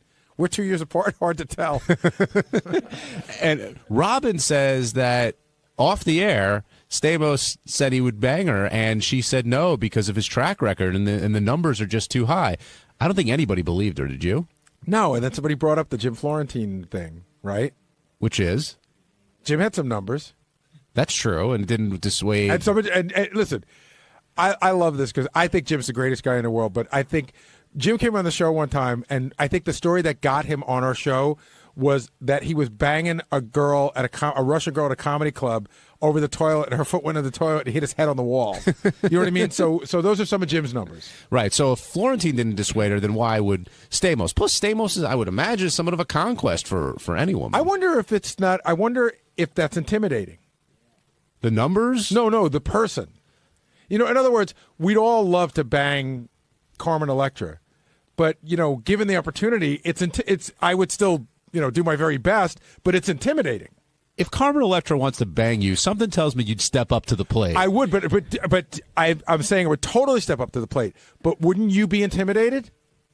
More in awe than intimidated, I think. Well, I know what you mean. Like, oh, my God, look at this. I would, believe me, it wouldn't slow me down a nanosecond, but I would still be intimidated. Yeah, I don't know. I thought Robin might have been making an excuse because of an uncomfortable moment with John there. And we've talked about this before when Stamos comes on. He's a good-looking guy. He does really well. You really want to dislike the guy, but he's one of the most charming and nicest people. And one of the things he does, which I always respect him for, was he says hi to everybody. Yeah. He's really just sort of a regular guy. And it's funny. He loves coming on the show, and I don't think he ever sees his value on the show. And afterwards, like as soon as he got it, because that was boring, right? I go, no, not at all. You talked about a lot of cool stuff, but he's very self-deprecating, very down to earth. And he also revealed that Ashley of Mary Kate and Ashley is really into the show. Yeah. And really into Howard, apparently. And Howard said, yeah, he's into Ashley, but not really into Mary Kate. Is that possible? Can you be into one Olsen twin, but not the other? I haven't a clue which one is which. I have to tell you, I mean, I watched them when they were little kids. I've never, studied them the way some of the guys on the show have. I don't know which one is which. In fact, today was the first time I knew that Ashley was the one from Weeds. I knew one of them was in Weeds. No, Mary Kate was in Weeds. Oh, really? Yeah. See, then I don't. Do you see what I know about? Well, Mary Kate has become the more sort of earthy, and Ashley isn't that way. I would say I sat across from them. I had a meeting in an office in New York 3 years ago, and they had a meeting in the same office, and we sat right across from each other, and I didn't know which one was which. How old are they now? I guess they got to be 24. In their 20s? I'll look them up. But does it still feel like taboo when you talk about them like that? Only if you're their TV father. And John, he's very protective of them, even to this day. Ralph has brought this up a bunch of times, and you really can see this from when you see them do everything in the press. But they really are a TV family. They really are one of those shows where everybody appears to have liked each other. And yeah, John does seem a little protective. Okay, they were born in '86, so they're June of '86, so 23. I don't like how Kimmy always gets left out these days, Ryan in Akron, you're on the wrap-up Which show. one's Kimmy? Gibbler, the next-door neighbor. The annoying friend of, whatchamacallit. DJ. Thank you. The skinny one, the skinny one with the funny face? Yeah. Yes. There's a whole thing. They had a big party on the set when it was time for her to go to her prom, and they sent her off like that was her family. I'm telling you, they love all of them. Well, I don't know if Gibbler's part of that, but we'll see. Ryan, what's going on? Yeah, I was calling about Robin not banging Stamos, and I only think that wouldn't happen because John would tell. John's dedication seems more to the show than it would be to a relationship. So I think he would give up all the goods to Howard. So that's you bring up an interesting issue, Ryan. If Robin banks Stamos, would Robin tell Howard? Would Stamos tell Howard, or would no one tell Howard? Robin doesn't tell Howard anything. No one would tell at first, and then one of them would crack. And I don't know how it would go down. I would have to think Stamos would say something first. It all depends on your performance. If Robin thought it went really well, she might spill the beans first. That's a good point. Could be. All right, Ryan, thanks for calling in. There's also when John's in there with Howard, and John went to tell that story, and Howard immediately is like, well, I got one on you. And you, like, every time they're there, you always wonder what that conversation would really be and what stories they know about one another. I know, but my favorite story of the day is that Howard spent the whole day with Rebecca and nothing happened. Yeah, I believe it. But that's a dull story. Well, that story's never gone away. I mean, it's been around for a while. It seems like it'll never go away. No, you're talking about two different stories. I'm talking about the one where he babysat her. Oh, and yeah, well, you're right. And I totally believe that, but I think that's funny. Benji, when Stamos comes in, we were talking before, Robin made the comment how she would never bang him because of his numbers. And do you believe her? Well, I think that's her. Yeah, I think she's giving an honest reaction. I don't know if in the moment she wouldn't, although she says he seems to at least been flirting with her about it. But I think she's being honest. Yeah, I mean, why? She's definitely made herself available to certain guys here. So why not? Him if she really liked him. And she made it a point of revealing that it was off the air that he asked her about this. It wasn't on the air, but she made that decision. I don't know. Whatever happened to the young kid that? Remember, Robin was friendly with the kid that came on the air that liked her. Oh, the younger, the blonde guy. Yeah, like the 25-year-old. You saying Stamos is too old for Robin? I'm saying that guy probably has way less numbers. Maybe that's what she likes about it. That's true. Well, hopefully we'll find this out. Nick in Lake Tahoe, you're on the wrap-up show. Hey, John, how you doing? Good, Nick. Hey, do you think John has Wilt Chamberlain numbers on women that he's been with? All right, let's break that down for a second, because Chamberlain said 2,000, right? No, I think it was 20,000. Put another zero on that. 20,000? No, I don't think he's got Chamberlain numbers, but I'll say, 365 days a year. I'm going to give John at least a third of that a year. So I'll give him around. So I'll say 120 a year. He could have Chamberlain numbers. He could. If you give him 120 chicks a year. He's 46. He's 46, and he really probably started getting laid when he was like 16. By the time he was 18, he was on network television. Okay. So he could have Chamberlain numbers. Okay, I got one more question for you. Although you do have to put into account he was married, and in a couple of he said he had a couple long-term relationships. So he would either have not to been monogamous or have would have had to really do a lot to make up for it. So I'm now taking it back. Not Chamberlain numbers. Chamberlain numbers only if he'd been single the whole time. Okay, I asked him today how many women was he with one time in one day, and he got kind of squirrely on that question, and he couldn't really answer it. Could you guys see him or his expression on his face? He couldn't really answer it. You guys answer that? Nick, I wasn't looking at the monitor at the time, so I genuinely can't answer it. But I would have to imagine, here's the deal. John is in Bye Bye Birdie. He was on the show ER. He's in the Beach Boys. And John has, as a general rule, even though he dates a lot of women, there's women, he's a good guy. So I don't think he wants to start telling you that, he had 9 women at once. All right, Nick, thanks for calling in. And I don't know I'm just making that number up. I'm saying if that were the case. Yeah, I didn't see his reaction. Benji, did you catch anything? Yeah, I think he was being honest. Like, I'm sure it's happened. Just if you say in a 24-hour period, I'm sure he's had sex with one girl and then within 24 hours he's had another. But I'm sure of that. I was wondering if it was way more than that. Oh, really? Like, I was thinking if it was 3 or 4 to 24 hour period. I wouldn't be surprised if that happened too, but I don't know that he was really worried about that coming out. Yeah, I wouldn't be surprised if that number was high either. Yeah, I think it's one of those things that he doesn't want to sound like he's bragging about because he thinks it makes him come off. It's so great when you have to claim you didn't have sex with a girl and no one believes you.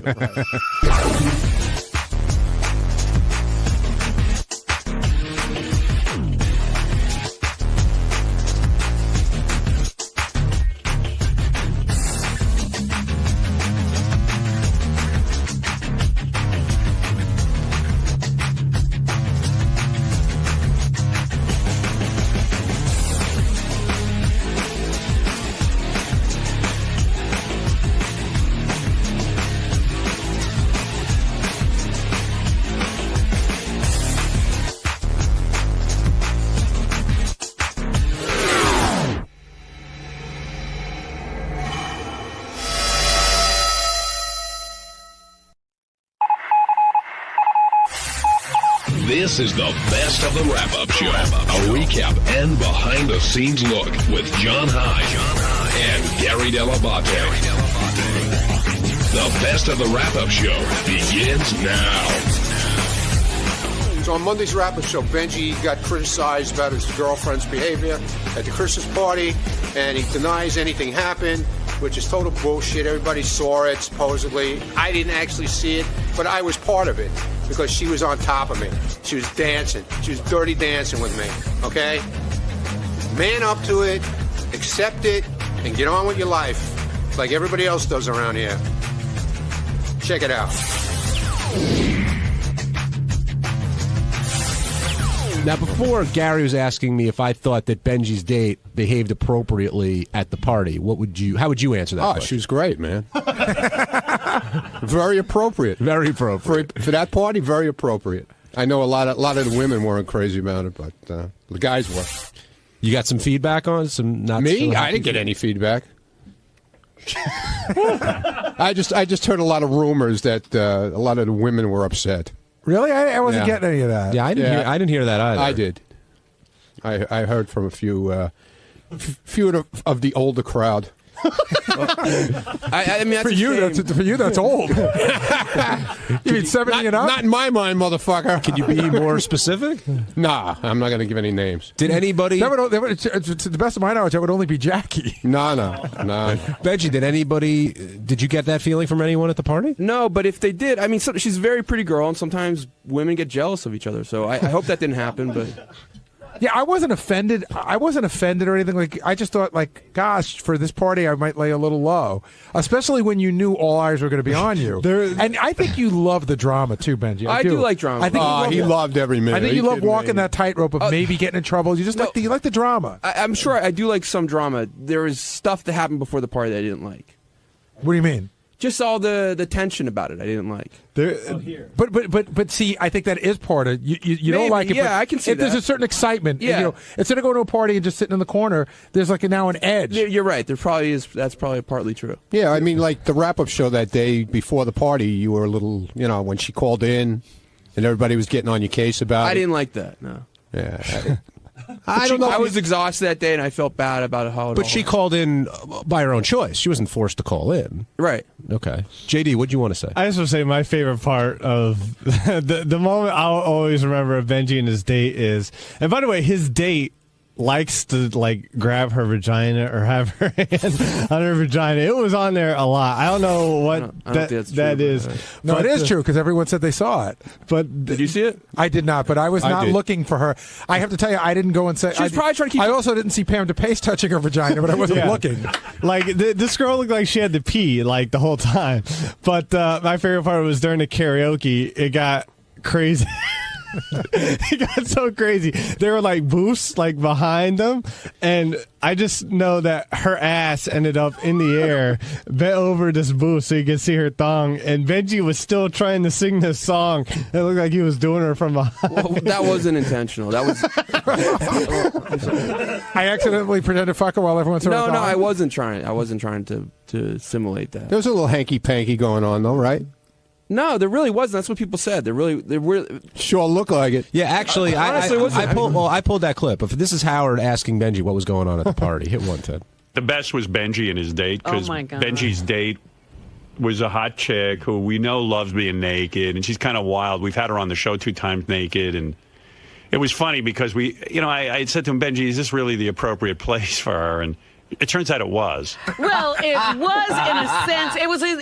It was for us, but for the wives who were there, because I was sitting with Scott DePace and his wife at one point when Benji and his girl were doing something in a booth across from us.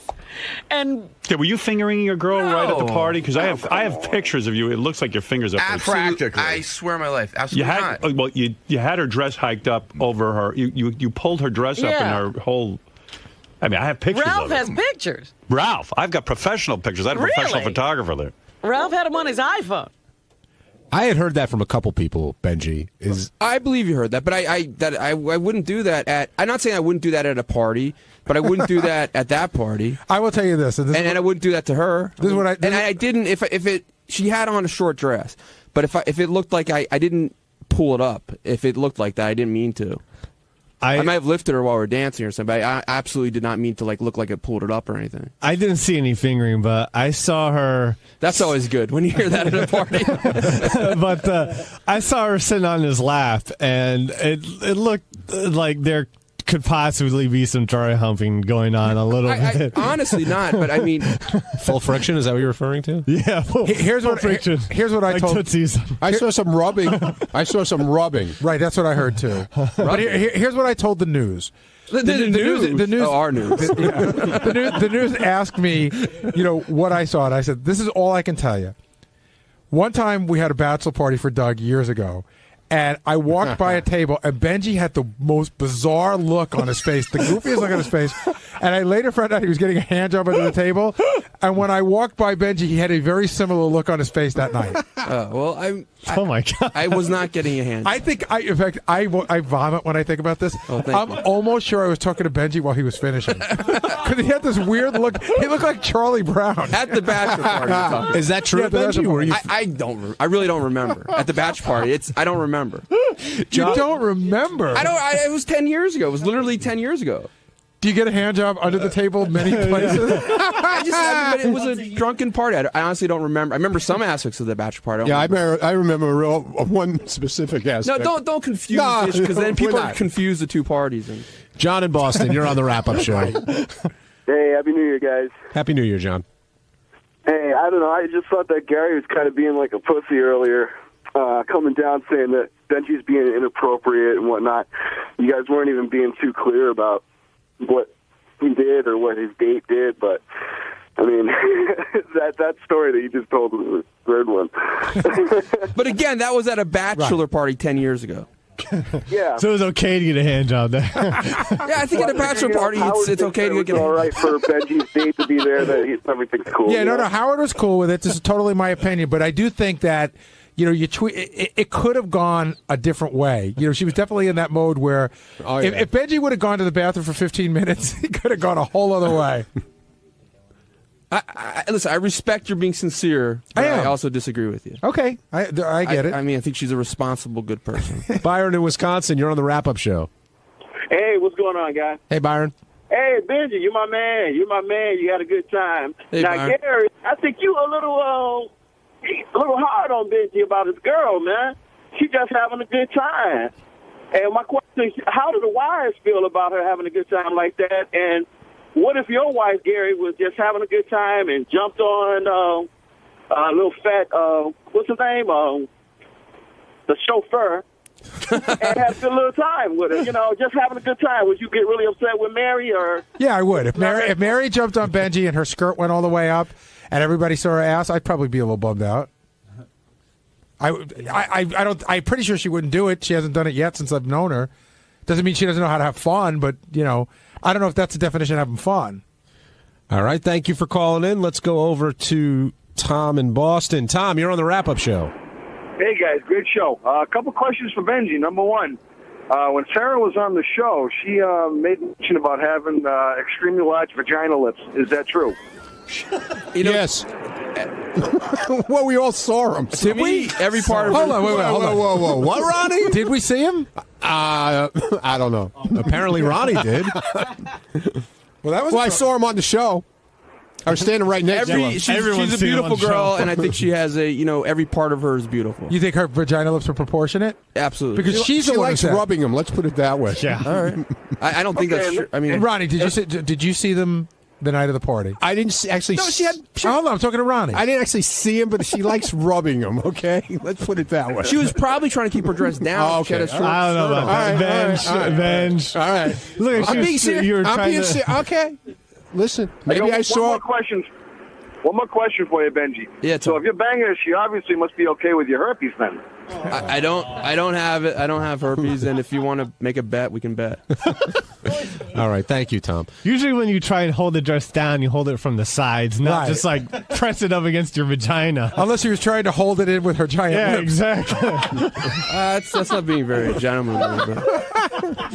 Sorry. I mean, I think she's a nice, pretty girl. You guys should be nice. Dude, nobody said she isn't nice. I was nice to her. I was nice to her. We had a good time. No, I'm not talking about I'm talking about what Gary just said. I'm sorry. Dude, you've written way worse jokes about me and anybody, so it's just a joke. All right, okay. Move on. All right, I'm going to change the subject a little bit here. No, I'm going to I'm sorry I insulted Mrs. Bronk. So on Tuesday's wrap-up show, everyone was grilling me about the Christmas card I gave to the receptionist. And then that led to relationship talk and this and that, and everyone haggling me, and I stated my case of possibly having a wandering eye if I was in a relationship. Whatever, just watch.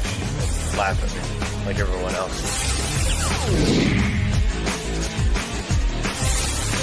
Somehow it was revealed, JD, that you gave a card to the receptionist, a holiday card, I guess it was. Yes. Which the gift you gave was your phone number, and then later on you claimed it was a. Oh, I think Jason's I'm looking at the card. I actually stopped by at the receptionist and I said, "Do you have the card?" And she says, "Yes, I do." Of course you do. Yeah, I'm going to read it to you. Thank you, with 17 exclamation points in capital letters, for everything. You get the greatest gift of all, my phone number. And then the number's there that signed JD. Although my daughter saw your card and she says you think you have terrible handwriting. She saw your initials. She goes, "Who's 50?" You gave Fred's daughter the greatest gift of all. Also? No, that was not. No, it was just she likes to look at Christmas cards. JD, proclaiming your phone number as the greatest gift of all. I mean, that's pretty ballsy. Even as a joke.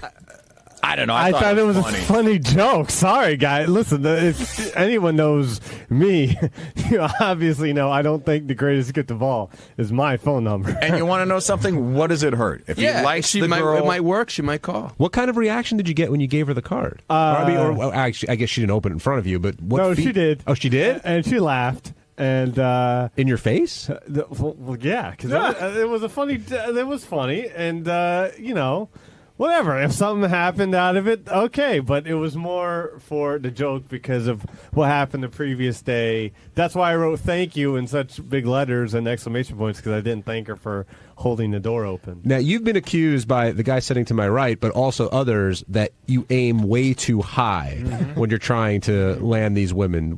How do you answer that? I've been told that before. I was told that in high school, actually. But by who? By a girl that I liked.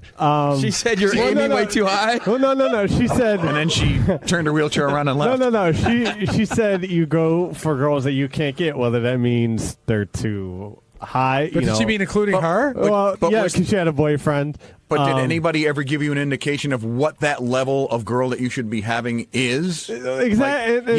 You could date that girl. Well, I'm like, listen, I'm attracted to who I'm attracted to. I'm sorry if, I'm not attracted to everyone or something. I don't think I aim too high. I just like who I like. I'm sorry, right, but everybody you like is really high up. No, which is they're not really high up. We all are like that in our minds, but then at some point you have to, I got a mirror. You know what I'm saying? And I sort of know where I've dated girls who are too good for me. I've dated girls that I might have been a tiny bit better looking than, but for the most part, I try to stay within a range. There's nothing wrong with aiming high, but the problem that I think JD has is that he only aims high. I don't aim anywhere. I'm just aiming wherever my aim goes. But your aim always goes to the tens, okay? Right. Well, no, it's not always to the tens. I don't tell everyone who I'm into. Like, you all don't know who I've had interests in. There was an intern here not the one a couple semesters ago, but way back. I can't remember who it was, and she liked you, and I remember you were like. You scoffed at it. You were like... She was throwing herself at it. Yeah, and you were like... No. Who? We don't need to name names. No naming names. Yeah, I hope we're not talking about the recent one. No. Okay. My bad. I'm talking about one that was back before that. I think she liked you. And I think she made it clear that she liked you, and you were sort of like, I don't know, she was cute, but not the 10 that you aim for. I don't remember who this is, so if anyone wants to remind me, they can. It's like he's testifying before Congress. Guy, is this person short? I can't remember now. I just remember that there was a girl that liked him. I actually don't remember who it was. But I remember thinking that I can't believe JD's blowing her off. Like, she's okay. No, if it was her, I would have been interested. I liked her too. Oh, I whispered a girl's name in his ear. I thought it might have been. But no, she. But was that the girl though? Because I heard the same thing, and apparently Jared was trying to help you. She asked if for me to be her roommate or something. Hey now. Well, listen, it's not that easy to start living with a. I've got my own living situation. I can't just up and move. And you know, she had just started. You know, she was an intern. It wasn't like I was gonna start banging her or something right away. It could have caused a whole big pile of problems or something. I don't know. A whole big Megillah. Exactly. So Let me ask you this, JD, because I think everybody at one time or another has I done. voted her for the intern contest. Whatever, it doesn't matter. I think at one time or another everybody has done this in their lives. Would you? Now she's married. Would you lower? I can see you're over her. Would you? Oh yeah. Would you lower your standards? I keep tabs. Would you lower your standards in order to hook up with the girl, or do you always keep them and that's that? Listen, I'm not gonna. I can't like fuck someone just to fuck something. You know what I mean? Like I can't. Well, what about that trip to Cancun? What? When we almost drowned. Hedonism? Yeah. I didn't fuck anyone there. You get blown just to get blown, though, right? No, I didn't even get blown. I barely got two hand jobs. Really? You went on that trip and nothing happened? Basically, yeah. I mean, I got a hand job, and I was. Shy love? Was it shy love? But you said the cameras made you feel all set shy up. love is hot. That was a whole setup thing, and it was retarded. Yeah, the cameras made you feel uncomfortable, right? Well, yeah, the camera wasn't on me, but yeah, and then forget that's a whole other. Hey, at one thing. point, didn't you have like 3 of the girls blowing you at once or something? There was no blowing going on. Oh, I wish I could say there was blowing going on. I thought you just didn't finish. Huh? I thought the story was that you were getting blown, but you didn't finish or something. No, that was over the phone. That was whenever I was on the air, and fucking Shy Love was putting the phone in my face, like trying to make sound.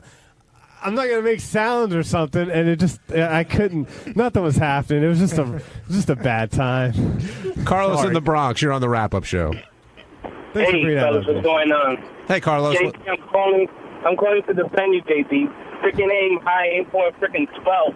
You know, because then you'll wind up with at least an 8 or a 7. You know, at least something. If you aim for a 12 and you don't get a 12, then you have nothing. No, but then you'll eventually get something. How? You know, if you aim for the hottest girl and the hottest girl doesn't want any part of you, then you end up with no one. You get her friend. But she got her friend. But we're not talking about. He's not interested in her friend. Wait, but where's he? I don't know what her friend looks like. What's the loss of him? First of all, I think JD's considered a handsome guy. He's a nice guy. Very. We all like him. What's the waste? How's he wasting any time by hitting on this chick? Like, But no, he's not wasting any time. It's cool to hit on her, but he should also include other people as well. And he only includes people that are difficult for him to get. But guys, I don't talk about everything I do, so you don't know everyone I talk to. Or so you bang some hags? Huh? I'm not saying that. No, There was a story from last about 3 months ago, maybe 6 months ago, where you were on the road with Artie, and maybe in Vegas or something, and there was some 10 backstage that Jamie was supposedly just following around the Hard Rock the entire time. Meanwhile, her friend, who was like a 7, he probably could have gone. This is what I've heard. But you were just so focused on the 10. I heard the same thing. I heard you were in Vegas. This girl, you were like all about her. You know what? I think I know who we're talking about. And then somebody else who worked here ended up hooking up with the 10. Well, first of all, she said she didn't hook up with him. Okay, fine. Hold on. Okay. Sabian is married. Hold on. No. By the way, complete joke. No. By the way, they were both hot. Okay, they're both hot. Right.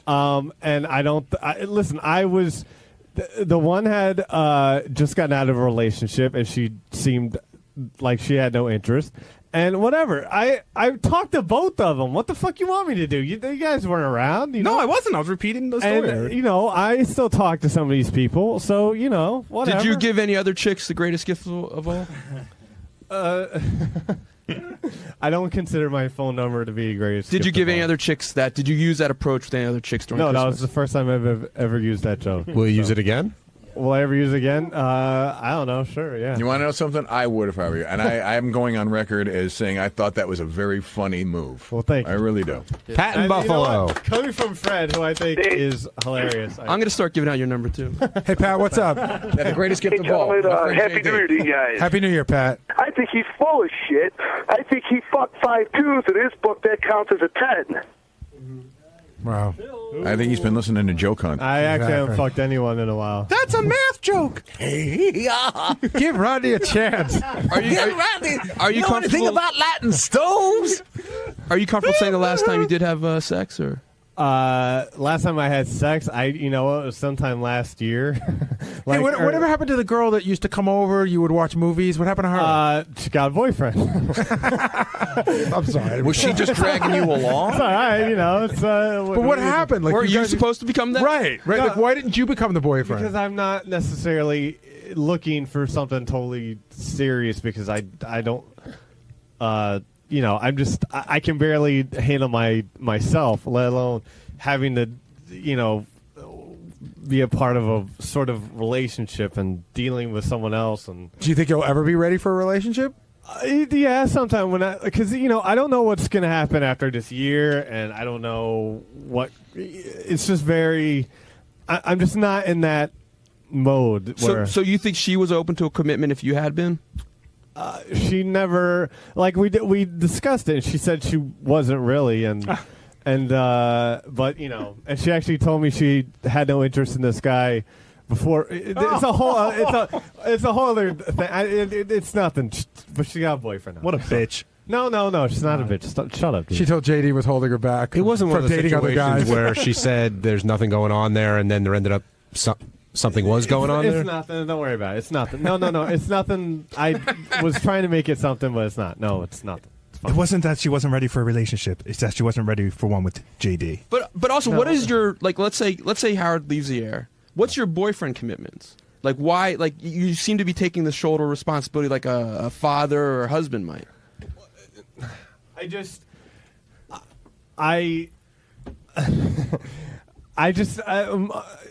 don't know. I'm just not ready. I'm just not looking for something. So you don't want to be in a girlfriend-boyfriend relationship right now? Not necessarily. No. I mean, if it comes along, sure. But in my mind, I have. I don't know. It sounds stupid, but I have a wandering eye, I guess you could say. But you have beautiful hands. Huh? No, well, I'm just saying, I don't. But know. you're like the mother on one day at a time. You can't commit. Forget it. Never mind. I put it in the wrong way. And you mean like Marty Feldman? I hate this show. I hate talking on these shows.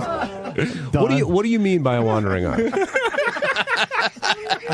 I like a lot of girls, so I can't. I don't know if I could. I don't know how. Forget it. Just forget it. No, you don't feel like you can commit because you think you'd still be looking even if you're with. Yes. Thank I'm you. a player. You're welcome. I'd like to be a player, but it's not working out so well. Hey, what's up? This is Will, and on Wednesday's wrap-up show, Benji and Tracy Millman got into a huge argument. It was fantastic. They were both yelling and screaming at each other. I guess the problem was that a lot of the women at Howard's party felt that Benji's date was being inappropriate, dancing around, fingering herself, whatever it was. So it got ugly, but it's great radio. Check it out.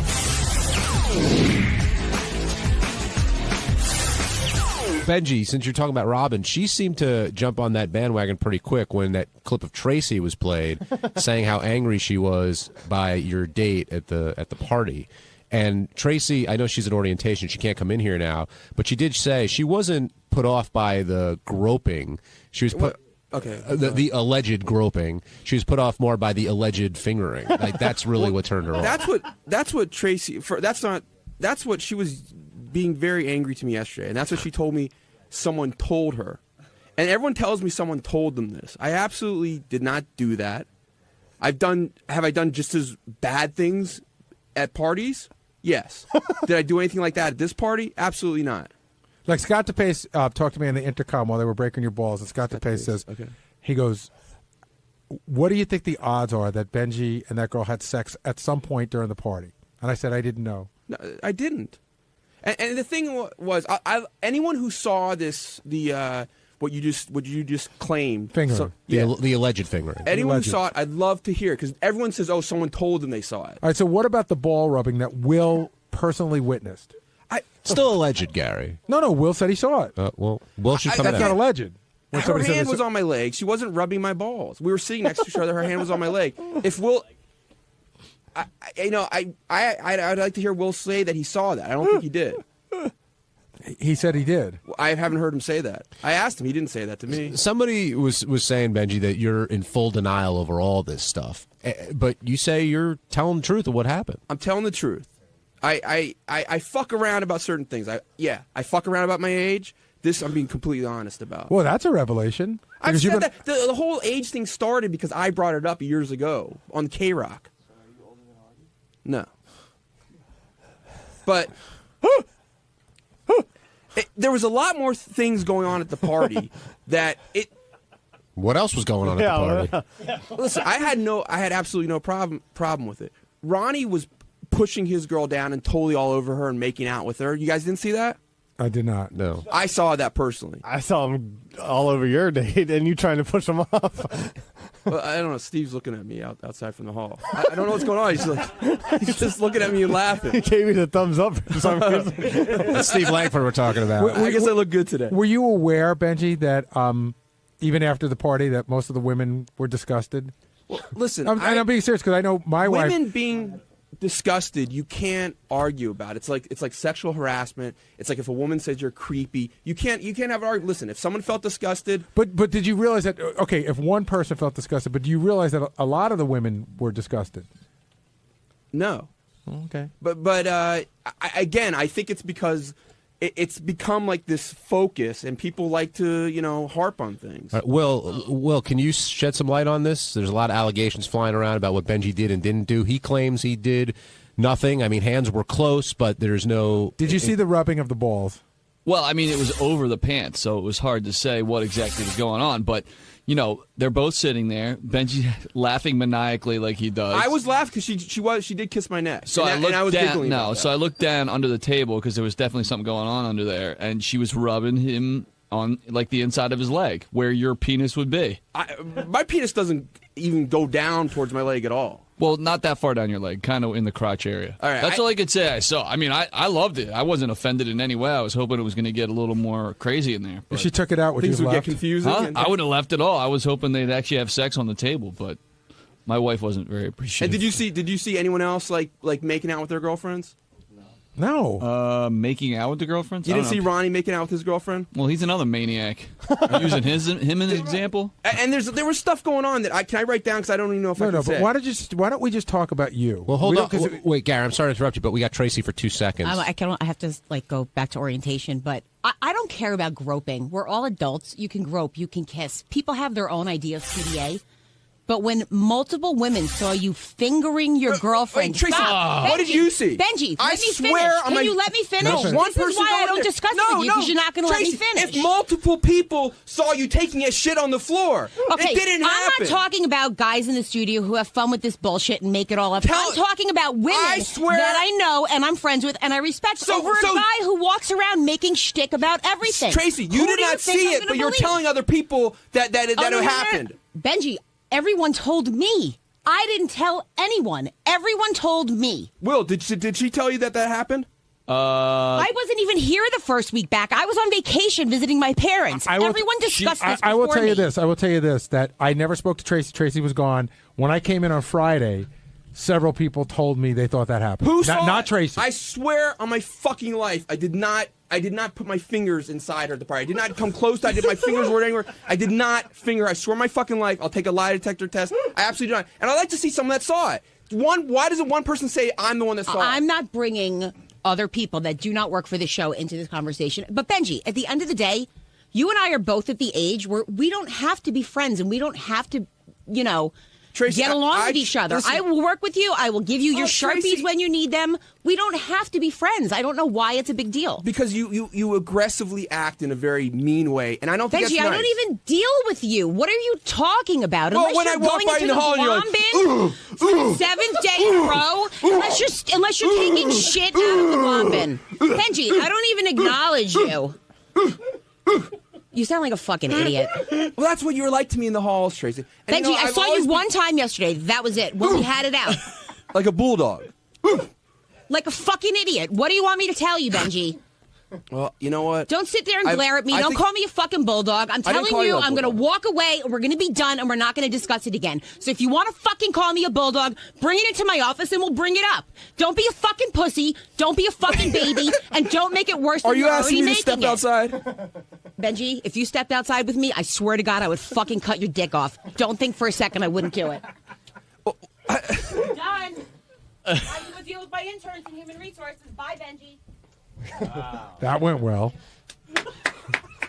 Thank you, Tracy. Ralph Sorella, you're on the wrap-up show. Benji, you are in denial. I mean, listen, I'm not saying there's anything wrong with that girl. I mean, everybody wanted to bang her. She was super hot. She was my greatest memory of the party, but dude, I mean, I've got this picture of her with her. I don't even want to say, but. You know what she was doing, and she got crazy, and she's lifting her skirt up. Ralph, that's not fair. You got to describe the picture so Benji knows what you're talking about. Benji was right there. He was trying to stop her. Benji, do you not remember? Were you drunk? No, I drank a little bit. Okay, but just don't sit there and deny that she was crazy, But Ralph, they're saying that I fingered her, which. It's absolutely. No, I think you aren't you sort of denying everything that she was inappropriate and he is. He's saying that she wasn't inappropriate, but Ralph brings up a good point. If she wasn't acting inappropriately, what was it that you were trying to stop her from doing? Nothing. But see, I've heard several people because even DePace's whole rap is, I don't think she did anything. He goes, I don't think anything was bad. I thought she was fun, and Benji kept trying to stop her, but I don't know what everyone was trying to stop her from doing. You don't. I heard she was lifting her skirt and touching her vag. Yeah. She did not touch her vag. Really? Ralph, what is she doing in the picture? Lifting up a skirt and touching her vag. Ralph, let me see the picture because I don't believe that. Bet you keep it up, the whole world's going to see the picture. Well, there was things. How would I know that she's completely shaved if I don't? I don't believe that, Ralph. Is she completely shaved? Mostly, yeah, but big deal. Like, so what? Ralph, can you say? I'm not saying there's anything. I'm not saying there's anything wrong with it, but don't say she. Let me see crazy. the picture, Ralph. Ralph, seriously, let me see because I don't believe. Ralph, can you send the picture to Steve or McClure? To turn on, go to www. No. Hey, actually, send it to John right now, and I want Benji's date. Okay, liftingupherskirt.com. Send it to John Hine right now. All right, yeah, I got the BlackBerry here. Send it to me, Ralph. Okay. Jim McClure? I dove across the room trying to grab High Pitch Mike's camera because he was standing. Benji, you were standing right in front of me. Her skirt was the lowest part of her skirt was in the middle of her back, and your hands were all over her ass. Right. Hey, John, did your wife or anybody's wife? You got to take over on the mic for a second. Can I tell you what the best part of that picture is that I took? What's that? All right, so the party was in a restaurant. It was a really large restaurant, and at one point during the evening, Howard did karaoke, and the karaoke sort of became the stage. Right. Well, this is where all this went down. Right. On the stage. I mean, it wasn't in a darkened corner somewhere. Yeah, this was right behind people singing karaoke. Right now, John is showing the picture to Benji, and Benji, the only way I can describe it is he looks perplexed. Like pretending he can't see. He just asked John to make the vagina bigger. Can you make it bigger? I think you can see, but this is when she fell down. Oh, stop. You know what? She did. All right, you're just No, I'm being serious. She fell down. She often falls down with her hands on her vagina. I can't even see. Like, God's honest truth, which way am I supposed to hold this up? This is the top of the picture? I don't know. This is so bizarre. Oh, so that's one leg and that's the other leg. And who's that? That's Benji trying to get it. Oh, I get. Oh my God! I know you guys can't see it, but Gary's like tilting the phone at all different angles. I just got what it is. I couldn't tell what it was. The great thing is, can I describe it as best I can, Benji? She's like looks like almost like on a sofa, and she's On a got banquette. on a banquette. She's got her head like against the wall, and she's got one leg up in the air. Her skirt is up, and she's got her hand on her vagina, and her underwear pulled to the side. But the best part of the picture is all you see is Benji's arm trying to get her leg down. Benji, so it's proof of two things. Benji, it's proof of two things. She was there touching her vagina, and you were trying to stop her. On Thursday's wrap-up show, the talk once again went to Benji, specifically Gary's wife referring to Benji's date as a quote-unquote hoe bag. And Benji took offense to that. But then Ronnie wanted to know why he was throwing him under the bus, and Gary got really upset with Benji, and it's been a tense week here, man. A lot of people going after each other's throats. And I mean, we're doing our job, so take a look and see how everything went.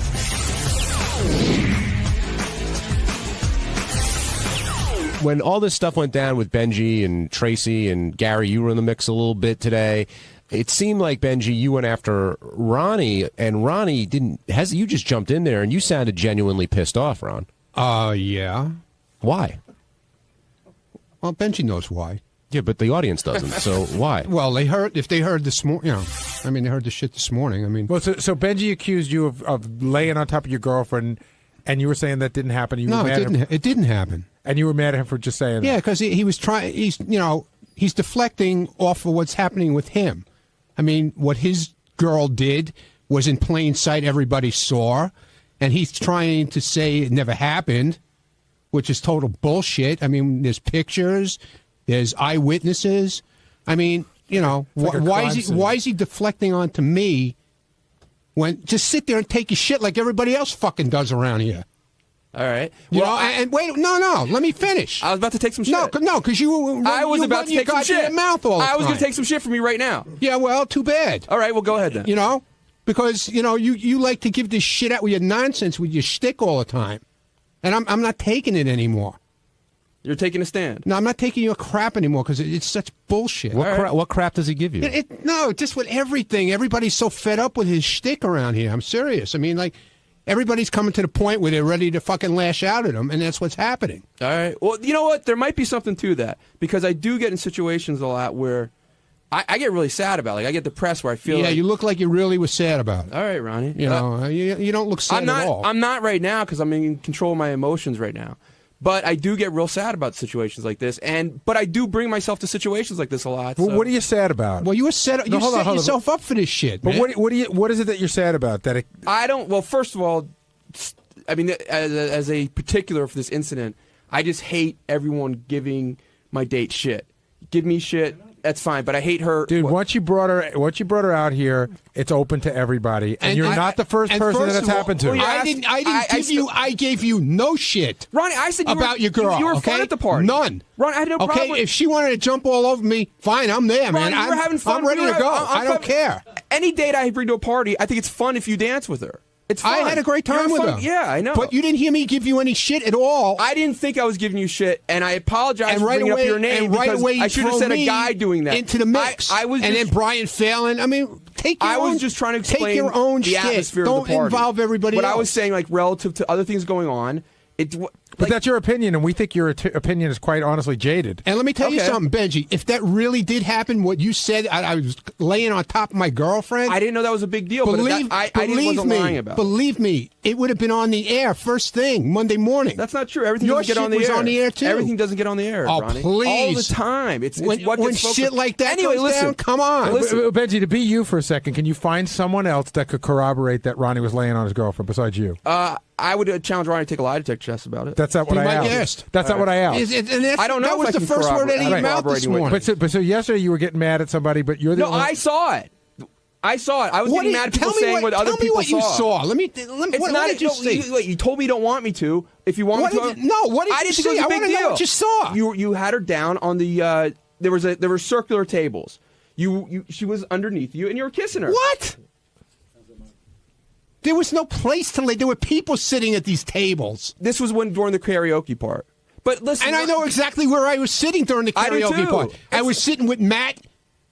Not the whole time. Who used to be one of our interns, Scott's intern, a long time ago, and his girlfriend. We were sitting together in the booth. Garrett, do you think I'm lying about it?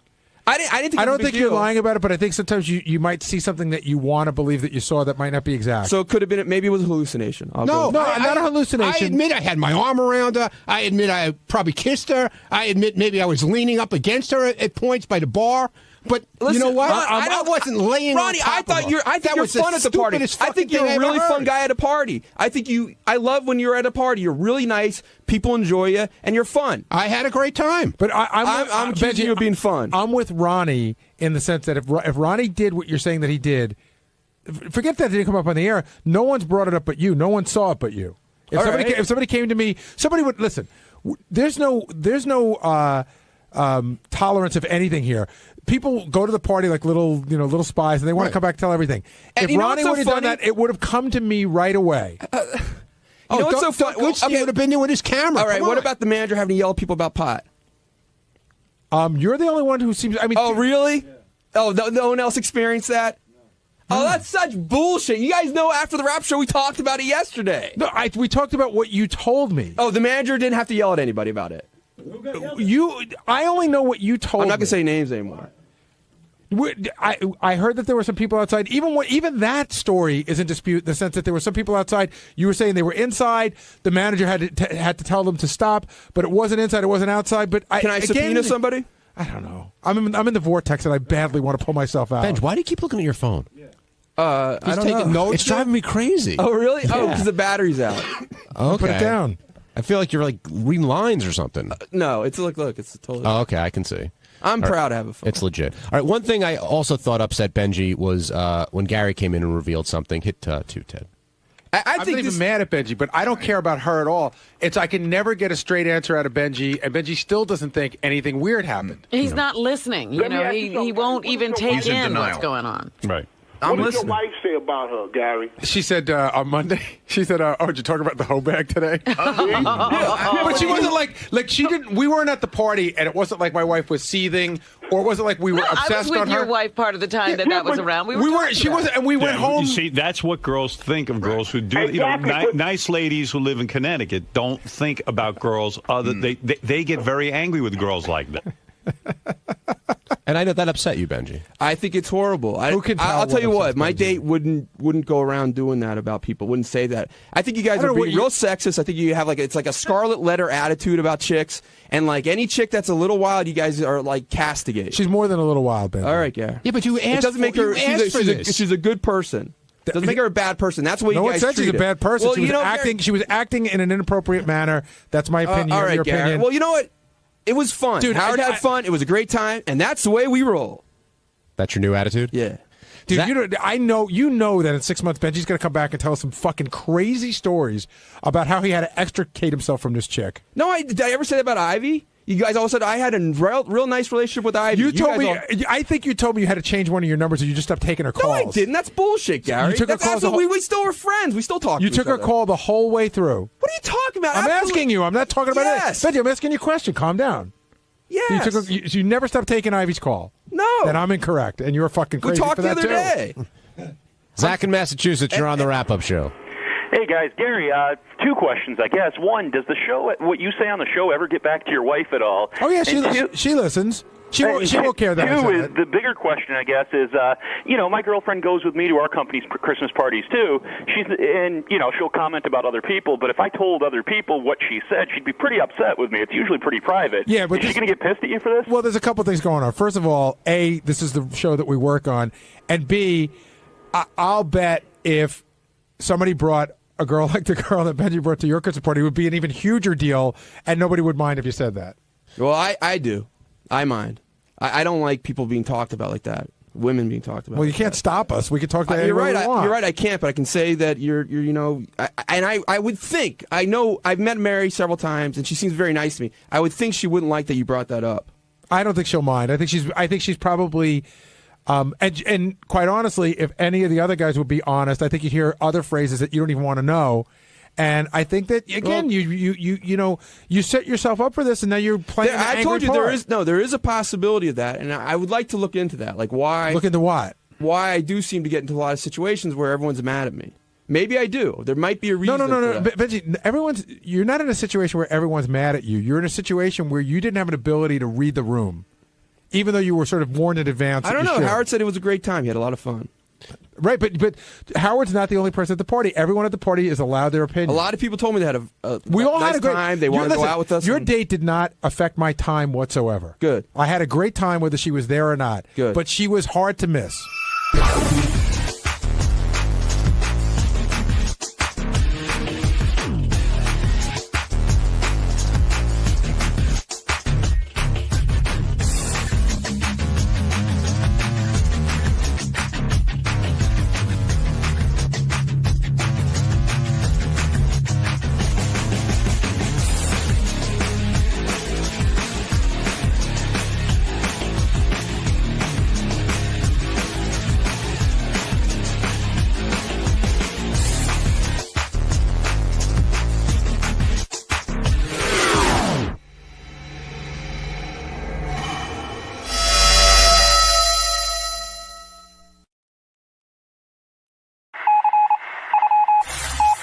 This is the best of the wrap-up show. A recap and behind-the-scenes look with John High and Gary Dell'Abate.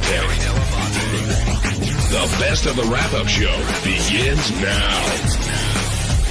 Hey, it's Gary Dell'Abate. On Monday's wrap-up show, we were talking about how Howard seems to be very irritated with Kathy Lee Gifford again. We sort of went over the feud and talked about whether there's ever any chance that they could be friends. I don't think there is.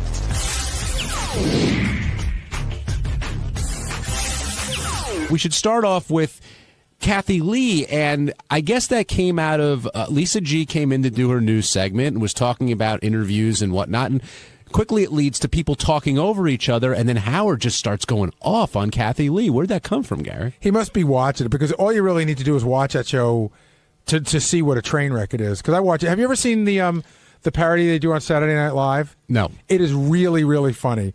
I think it's Kristen Wiig. She's Kathy Lee, and she just pretends that she's been drinking. Because Kathy Lee acts on the show like she's been drinking. I don't think she has been.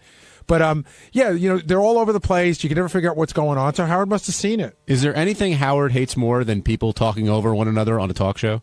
It drives him crazy. Yeah. Even on this show, I know it drives him nuts. Well, that clip of The View was, Howard was astonished that wasn't touched in any way. It's just everybody yelling at each other. So why Kathy Lee? Why is he so angry about her? Oh, she's she's an old fun standard. She's good to go back to. Who's sticking up for Kathy Lee? He hasn't been there in a while, though. I know. It surprised me that he circled on back that way. But, because she's back to, she left. The whole thing fell apart for her. She got a little, humble for a half a second, and now she's back doing the same shit, and I don't know. I guess just grabbed her the wrong way the day he saw her. Well, what he said later in the program was, if she could just be real. I made a comment about how he's mended fences with Rosie could ever happen with Kathy Lee, and he said no, because she's never real on television, and until she crosses that bridge, he's not going anywhere near her. Yeah, it's such a bizarre. We've just hammered the shit out of her, and I've called her for years to try to get her on the show. The thing that I remember was that, and Howard talked about this on the air, after his divorce, she sent him a note. And he goes, Kathy sent me this note. But then we looked at the note, and we realized it was supposed to be a note to say, hey, Howard, I'm sorry about what happened to you. But it was really all about her. How so? Well, it was mostly like, I'm really sorry to hear what happened. I've gone through divorce. And then it was a lot of God stuff. And since Howard's not really that into God, I think you're sort of putting your own will on somebody, telling them that God's going to save them. And, Howard's not a God guy. It should be like, the great note would have been, hey, Howard, Kathy Lee, I know you've kicked me around in the past, but I see what you're going through, and I've been down that road before, and I wish her all the best. Done. Once you start bringing God into it, it's like she's, I felt like we were natives in the jungle and she was trying to convert us. So even though she made the gesture, it didn't ring true. Yeah, because she just didn't do it right. Now, do you think Sam the cooking guy deserves an award, like Howard was saying? I get where Sam the cooking guy was coming from. I don't know that I would. I'd probably just take that shit because whatever. But yeah, he's like, hey, I'm trying to talk. You invited me here to give you a recipe. Let me get it out. Do you think that's just a bad day, or ultimately that's what he was trying to do? They booked him to do something, and he was listening to the audience. He was trying to play to the audience instead of having these two yentas not shut up. Yeah, listen, it rubbed him the wrong way, and he spoke his mind. I thought that was funny. I thought the etiquette person that they brought back should have, said that they were both wrong instead of blaming it all on him. Now, did you or Lisa G learn anything from Howard's advice when it comes to being a guest? Would you ever interrupt if all that chat started happening?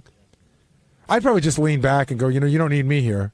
You know, I'd probably address it somewhere, but I don't know that I'd be like, shut up. Well, it's awkward because it's their game. You know, they've invited you, and you're trying to be polite. Yeah, I don't think I'd get involved. Benji, were you surprised that Howard went off on Kathy Lee so much today? Yeah, I was shocked by it. I mean, he hasn't done it in a while. Right. Yeah, no, yeah, he hasn't done it for a while. It's been about 2.5 years. Did we wake you up? Did it. It was back in 2006, in March. He was mad at her about some comments she made. Do you think they could ever mend fences? Yeah, yeah, for sure. I mean, that's as surprising as the Rosie thing is. I'm sure that if Kathy Lee and Howard's even said it himself, if they were at a party and they were talking, there might be something they would connect with, and I think I could definitely see that happen. I mean, I think he's in a place now where he could connect with her, but I don't think they're. See, Howard and Rosie, I always thought were similar in the sense of, you know, that they both were driven and they were both laid it all on the line and were very honest.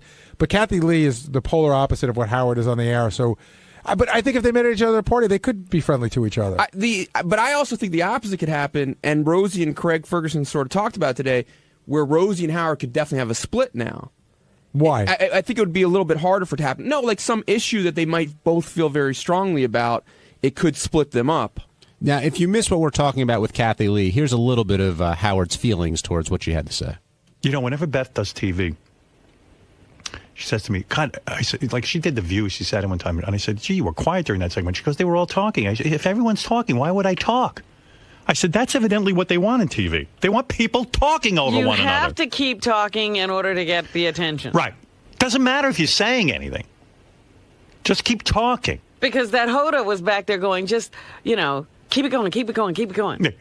She couldn't stop saying it. Yeah, like Tourette's. They blurt out everything. Keep it going. Listen to the first 10 seconds of that clip. The guy couldn't take it. He broke. And then Kathy Lee, they have their jobs because they don't talk to us like that. Well, you're being rude, Kathy Lee. Can't anyone stand up to Kathy Lee? She's the devil. Now you're getting like Dennis James. She's the devil. Want to make monkey love to Harold Stern. Please. Are you kidding me? Jamie in Massachusetts, you're on the wrap-up show. Hey, I believe... good morning, guys, anyway.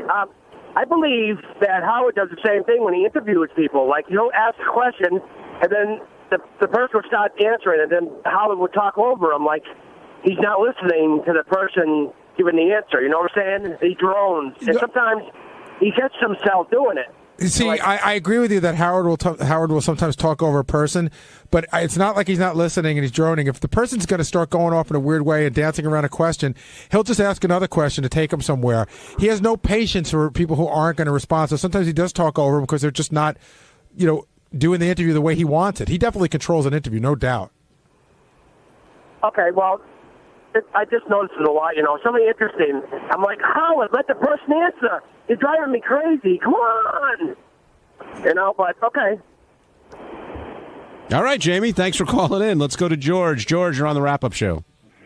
Did you say George? Yes, George. How are you? How you been? Happy New Year. Hello, fine, thanks. I wanted to ask, first of all, Howard really almost physically makes me sick with his constant ranting about Jay Leno. He goes on and on for ad nauseum. It really has a very negative effect on me. I want to ask about the Kathy Lee situation. When and how did his contempt for her start? It wasn't any particular incident.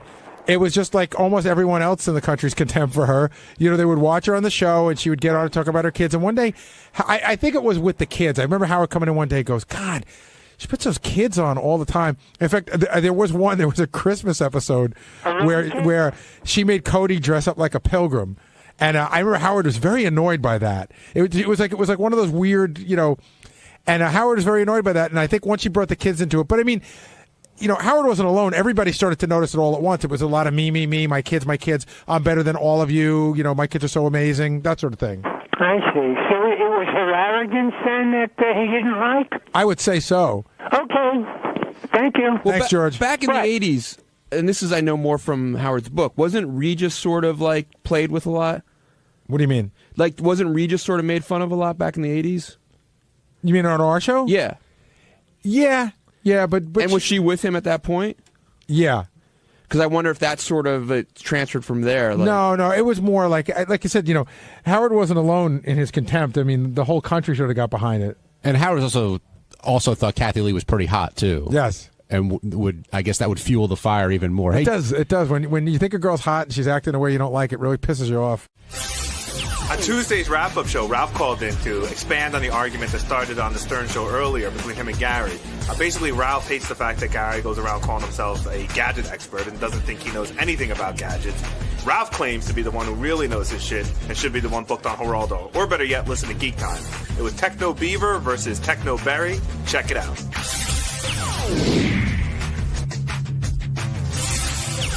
Hi, Ralphie. Gadget Ralph, please. That's not going to stick. You know that.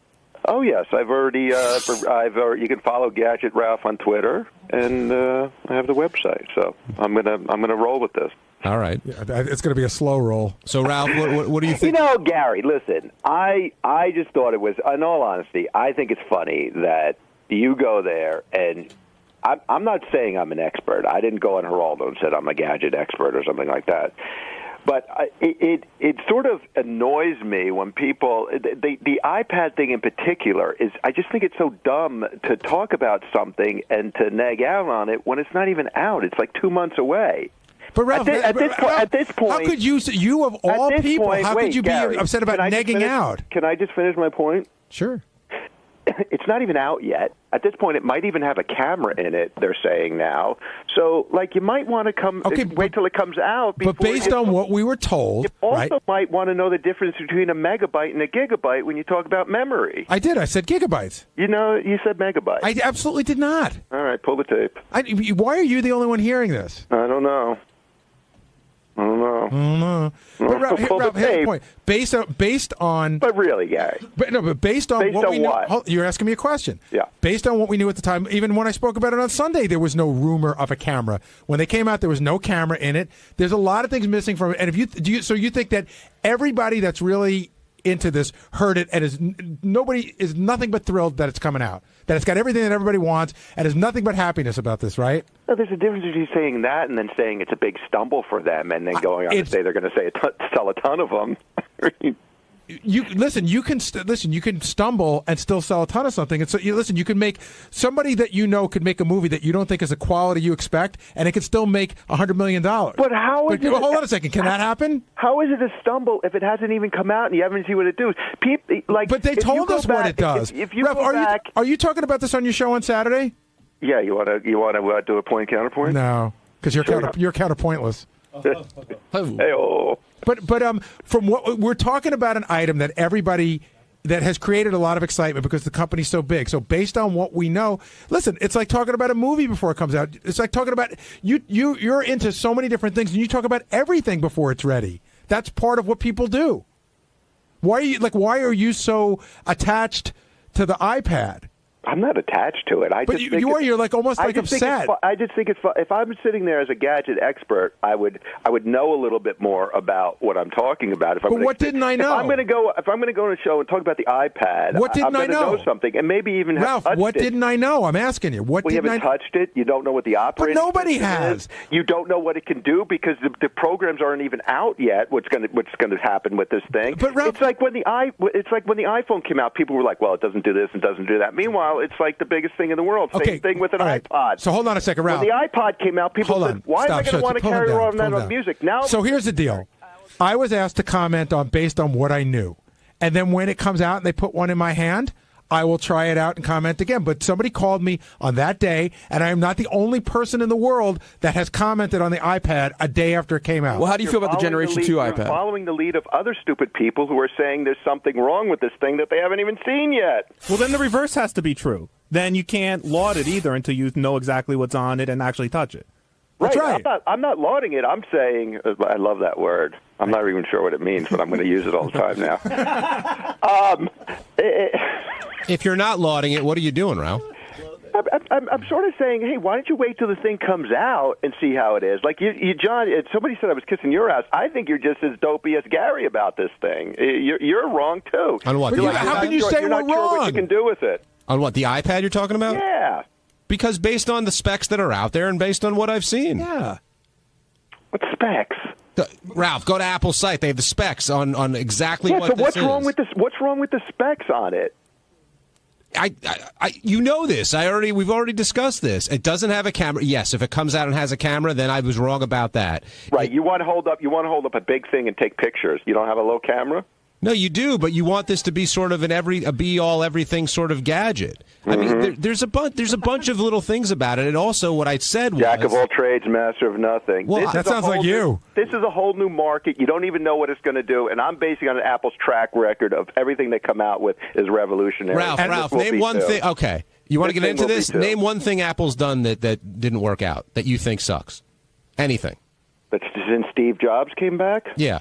Nothing. Okay. So well, you're what I call an Apple. Nothing. They changed design with the iMac. People used to have everyday objects that were boring and ugly to look at. He changed the way you look at things, furniture, everything. They're revolutionary. They are absolutely revolutionary. They make beautiful stuff. They've got great software. Okay, the Apple TV, not such a great product. They've had missteps, Ralph. They're not a perfect company. But that's not a flop, and that could be integrated into other things. I'm not defending everything Apple. What about that notebook laptop they put out, which weighed like a pound? Nobody bought it. Right. They're not perfect. They're a great company. I think they're fantastic. I think Jobs is brilliant. But don't pretend like everything they've done is so great. And if somebody has a contrary opinion, look, the only person who I know that's held an iPad was Stephen Colbert on the frickin' Grammys. Other than that, and the people who work there or were at the announcement last week, that's it. So of course everyone's speculating. And look, I'd like nothing better than for you to be right about this and the iPad to be fantastic, but it's not. Apple's stock is down since they announced this thing. You can't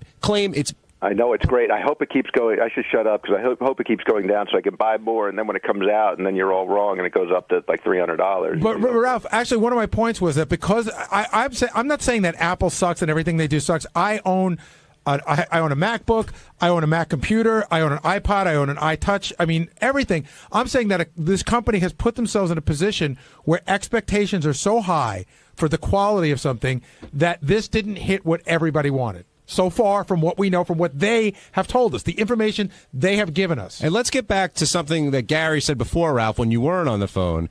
He thinks that, among other things, you're jealous. Do you agree with that? I'm not. I'm really not. And I don't... What was the other thing you were saying, Gary? You wonder if I respect your job or something like that? Yeah, I wonder if sometimes you think it's too... oh, I could do that. No, I don't, and you have that set in your mind for years, like that I want your job or something. No, I didn't say you wanted my job. I'm saying you think that anybody could do my job. There's a big difference. Well, listen, I don't think you're the only one who can do your job, but I think you work hard. I don't think you don't deserve to be there or something. I don't look at you and go, oh, Gary's a fool, and why has he got a job? Or I don't really know what you're saying in that respect. Ralph, you've never spoken those words to me before. Oh. No, I think you do a great job. I mean, I know you're constantly on the phone with Howard. You're doing this. I know you work really hard at your job, or you wouldn't have that job. And I know it's demanding too. Well, sometimes I feel like you don't respect it. So now we got to. No, I respect your job. I don't respect you. Right. No, I'm kidding. By the way, I love you, Gary. I feel bad, but and I don't know if this gadget thing is something. I'm not trying to derail. I mean, I don't know. Maybe you're trying to get something going. I just thought it was just something. I don't know. I just thought it was goofy. By the way, I got to tell a funny story about Ralph that I love. When he was talking to Jason before, and Jason used the word laud, and he goes, I don't know what that means, to laud something. We had such a great moment. We were working on the CBS TV show. We were working with a producer that nobody was getting along with. And it was just getting, there were like lots of arguments and fights and everything. And we're all in this big room. And Ralph just says to the guy, like, it's bullshit, this and that. And the guy goes, I don't know why you have to be so contentious. And Ralph goes, I don't even know what that means, and I don't like it. Hey, it's Sal Governale, and on Wednesday's show, I was victorious in Win Sal's Money. I didn't even know I had money to give away. But anyway, the guys were saying that I should get a little more book smart, be more aware of history, but what's history going to do for me? Fuck history. Enjoy.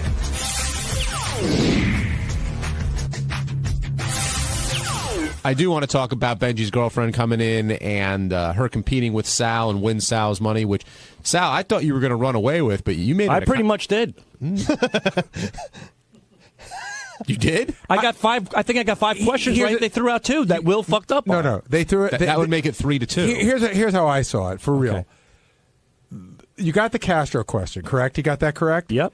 So I'm not taking that one away. Which of the two they wanted to take away? They want to take away that one and Alaska. Korea.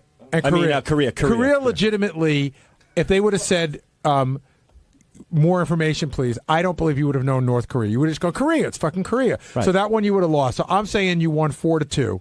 That's pretty good. But look who you beat. Well, you both knew the Wright brothers. Yes, that's an easy one. Both guessed Obama started the New Deal. Obama started the New Deal. But when you hear the New Deal, you could hear it almost like, hey, my man, we need a New Deal here. No, the lingo, what? New Deal. It just sounds like the brother lingo.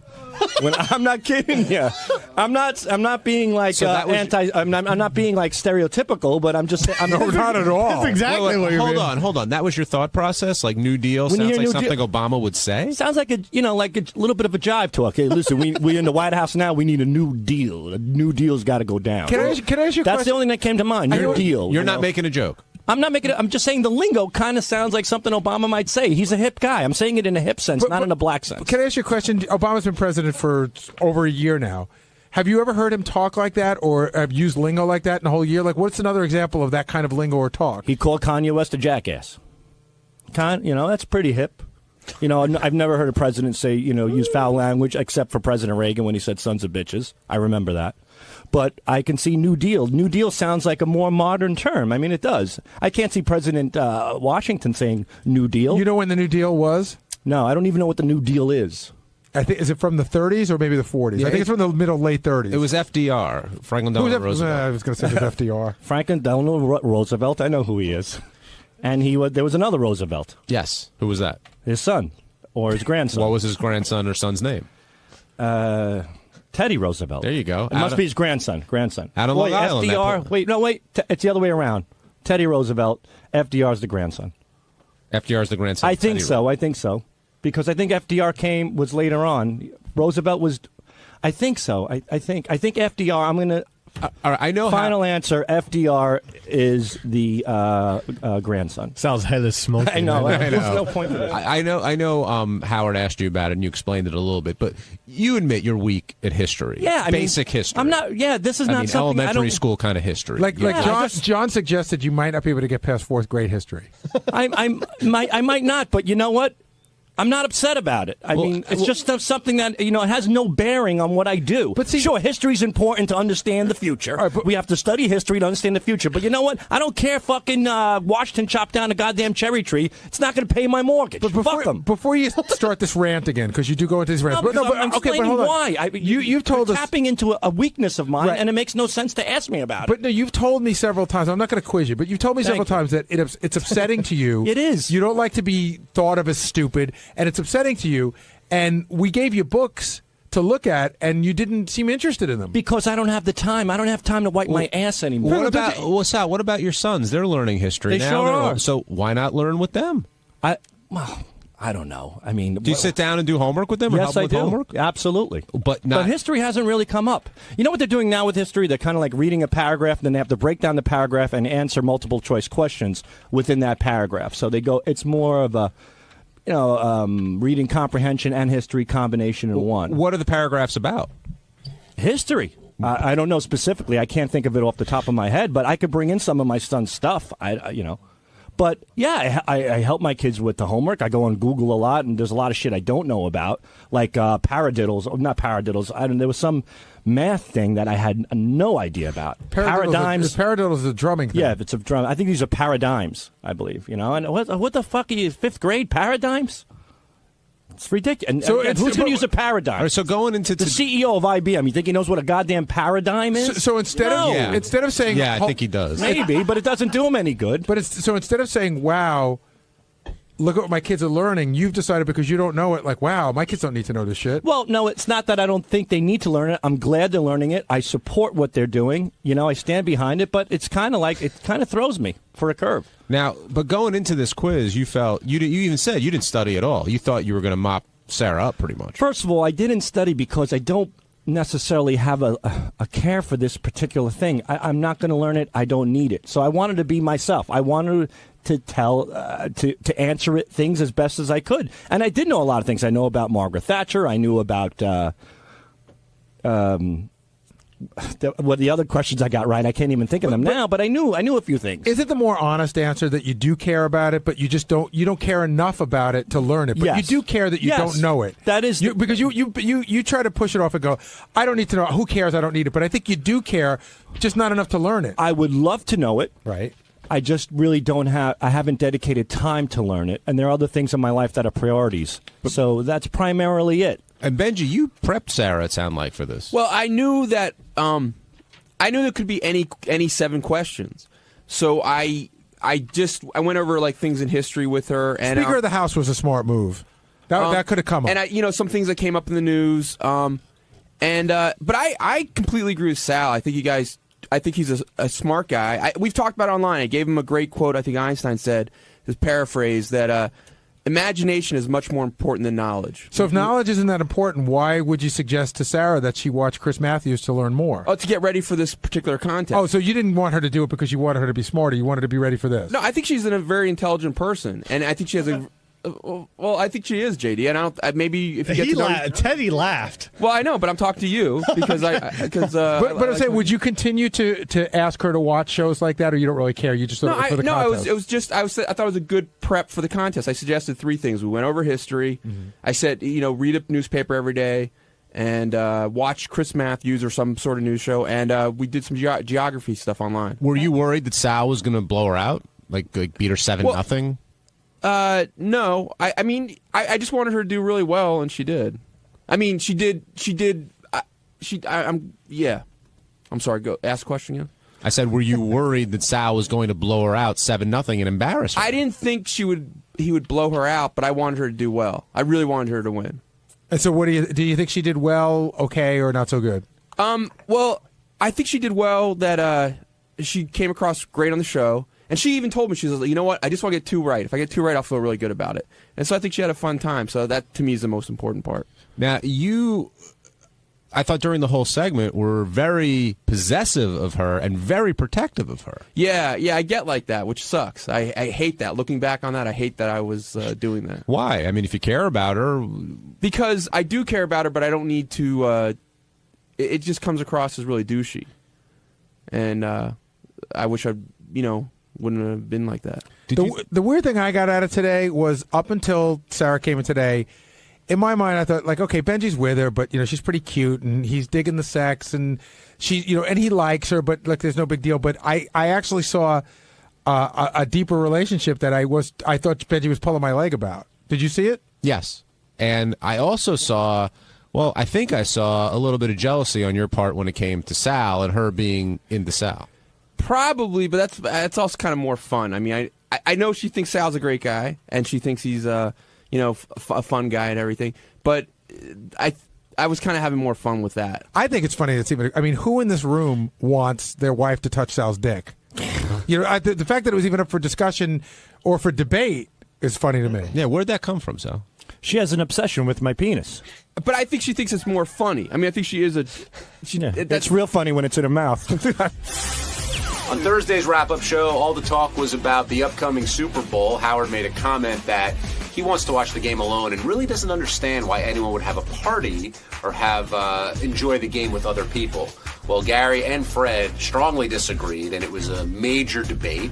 And naturally, we talked about it and had a good time with it. So here's what was said.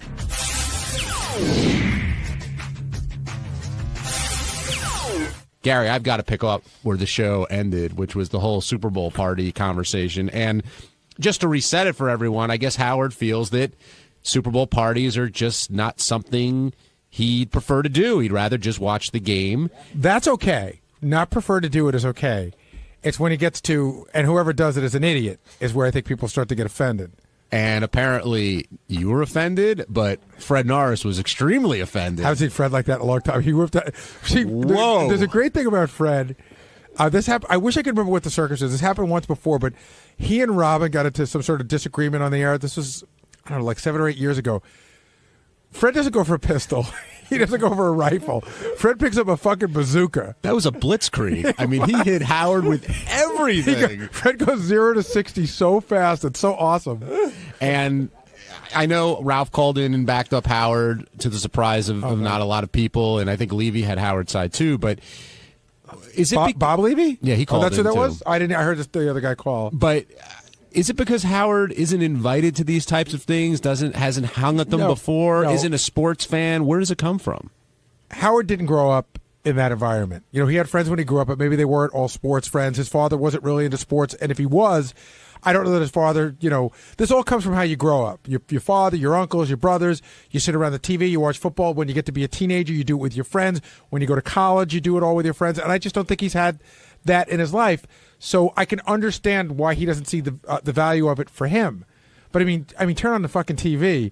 You know, every advertisement on TV for the last month is about whether you need beer or chicken wings or food or Tostitos or anything for the Super Bowl party. I mean, you know, it's not like everyone's nuts. JD, are you a Super Bowl party kind of guy? Because you're a loner at times. Yeah, you know what? I have been, but it's not like a big thing for me. The past few years I've had to be in bed during the Super Bowl, or I'm already at work. So it's.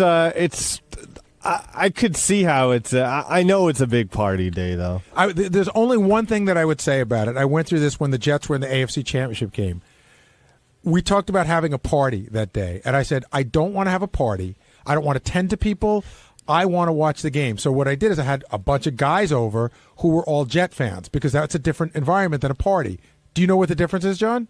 Yes, I do. And John, let's tell everyone, John, how you watched the Super Bowl last year. Well, I'm sort of extreme when it comes to this, but I was in lockdown mode last year. My wife and my kids were the only people anywhere near me when it came to the Super Bowl, because the Steelers were playing, and I wanted to watch the game, and I didn't want to entertain, and I didn't want to talk. I wanted to watch the game. But let me ask you a question. If you were living in Pittsburgh and your 4 best friends were Steelers fans, would you have had them over? Possibly. See, you don't have a bunch of any of the people who came over to watch the game with you. If they're not hardcore Steeler fans, I understand why you wouldn't want them there. Yeah, but in general, when it comes to this, I do on Super Bowl Sunday, being a big football fan, I want to watch the game, and I don't like getting distracted with small talk and whatever else, and hearing someone, the Saints are the team in the brown jersey. Like, I don't have patience for those that. people aren't allowed in the room. Well, but you have a great situation because you have a room where it's all game, and then the rest of the house you could be whatever else. But Howard seemed almost to give that as a reason afterwards, because he wanted to pay attention to the game. It seemed like at first it was about, do you want to hang out with people in your house? Not about whether is this the best watching experience if you want to pay a lot of attention. Listen, here's the bottom line. Howard's just not that interested. He's more interested in football now than he was 10 years ago. He seems to have, acquired some passion for the game. But it's not like if Howard missed the Super Bowl, I don't think it would be upsetting to him. He'd be like, I don't know, if his car broke down or something, he couldn't watch it. I'd be devastated if I missed it. I don't have a team that's playing that I give a shit about. Well, the first thing that I sort of judge is, are you here to watch the commercials or are you here to watch the game? Oh. Because the commercials seem to be its own event right now. And yeah, it's nice. It's, I guess it helps pass the time. And the second question is, are you here for the halftime show or are you here to watch the game? I want to watch the football game, and I want to be with people whose main focus is the game. And if it's towards the end and it's kind of close, you want to be able to pay attention. All right, so here's what happened at my house last year. It was the first year that I had the theater, the man cave, and the whole thing going. Had a house full of people, lots of kids, some of Lucas's friends, some of Jackson's friends, families we knew. There's the man cave and there's the theater. So the hardcore fans were in the theater, right? Watch the game. Yeah, we were watching the commercials. Springsteen at halftime, everybody piled in. And it was great. It was almost like watching a concert. He was great. It was the right person to watch that way. Then everybody left. Then it got to be around 9:30. And people who didn't give a shit about sports went home, including some spouses, meaning some of the wives went home with the younger kids, and some of the guys stayed because it was a really close game last year. And I remember looking around, and it was a wonderful experience for me. Everybody that was left at the end of the game were hardcore fans. Yeah, the last 2 Super Bowls, too, have been extremely tight. Probably 2 of the best ever, which came down to the last minute in both cases. Right. So if it's a blowout kind of game, then I'm more like, all right, whatever. But if it's a close game, I want to watch it. We got a ton of calls on this. Let's talk to Barry in Pennsylvania. Barry, you're on the wrap-up show. Well, good morning. Thanks. I love your show. It's really terrific.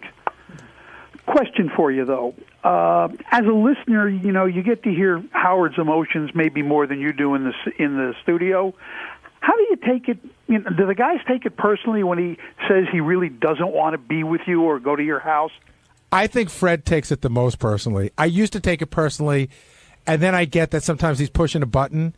But he's managed to push Fred's button the hardest out of all of us. I know, but you take a lot of ribbing, and you're a hell of a guy for doing it. But the other thing too is, like, if Howard just says he doesn't want to hang around with me, I'm like, hey, I'd love to have you, but I got a whole bunch of other people that are more than grateful, happy to hang around. But Gary, over the past few years, you've gotten a lot more closer to Howard socially, outside, that kind of thing. Whereas I don't know if he and Fred have that type of relationship. And at I don't all. either. And that's sort of the interesting part, that we've been together for 25 years and we don't even know who's got what relationship. Like, if Fred goes over there to his house, I don't know. Once I remember Howard saying something about he went to Fred's apartment, and that was like a surprising thing for him to say. Like, I don't imagine Howard just going in Fred's, hey, let's hang out for the day. But do you agree with Gary that Fred takes it the most personally when Howard talks about not wanting to hang or be with anybody from the show? Yeah, he does seem to like get upset about it. Like, whereas I think a lot of people are just like, it's just another joke. Actually, the man of the hour just walked in. If anybody takes it personally, Fred, when Howard says he doesn't want to hang with you, he doesn't want to be with you socially, and Gary said you probably take it the most personally of anybody here. Quite honestly, I don't make me make a liar out of Gary this morning. No, I don't. It just seems like it, because I don't even know if it's about not wanting to hang around with you. I think Fred gets more upset when they paint him as like the lunatic.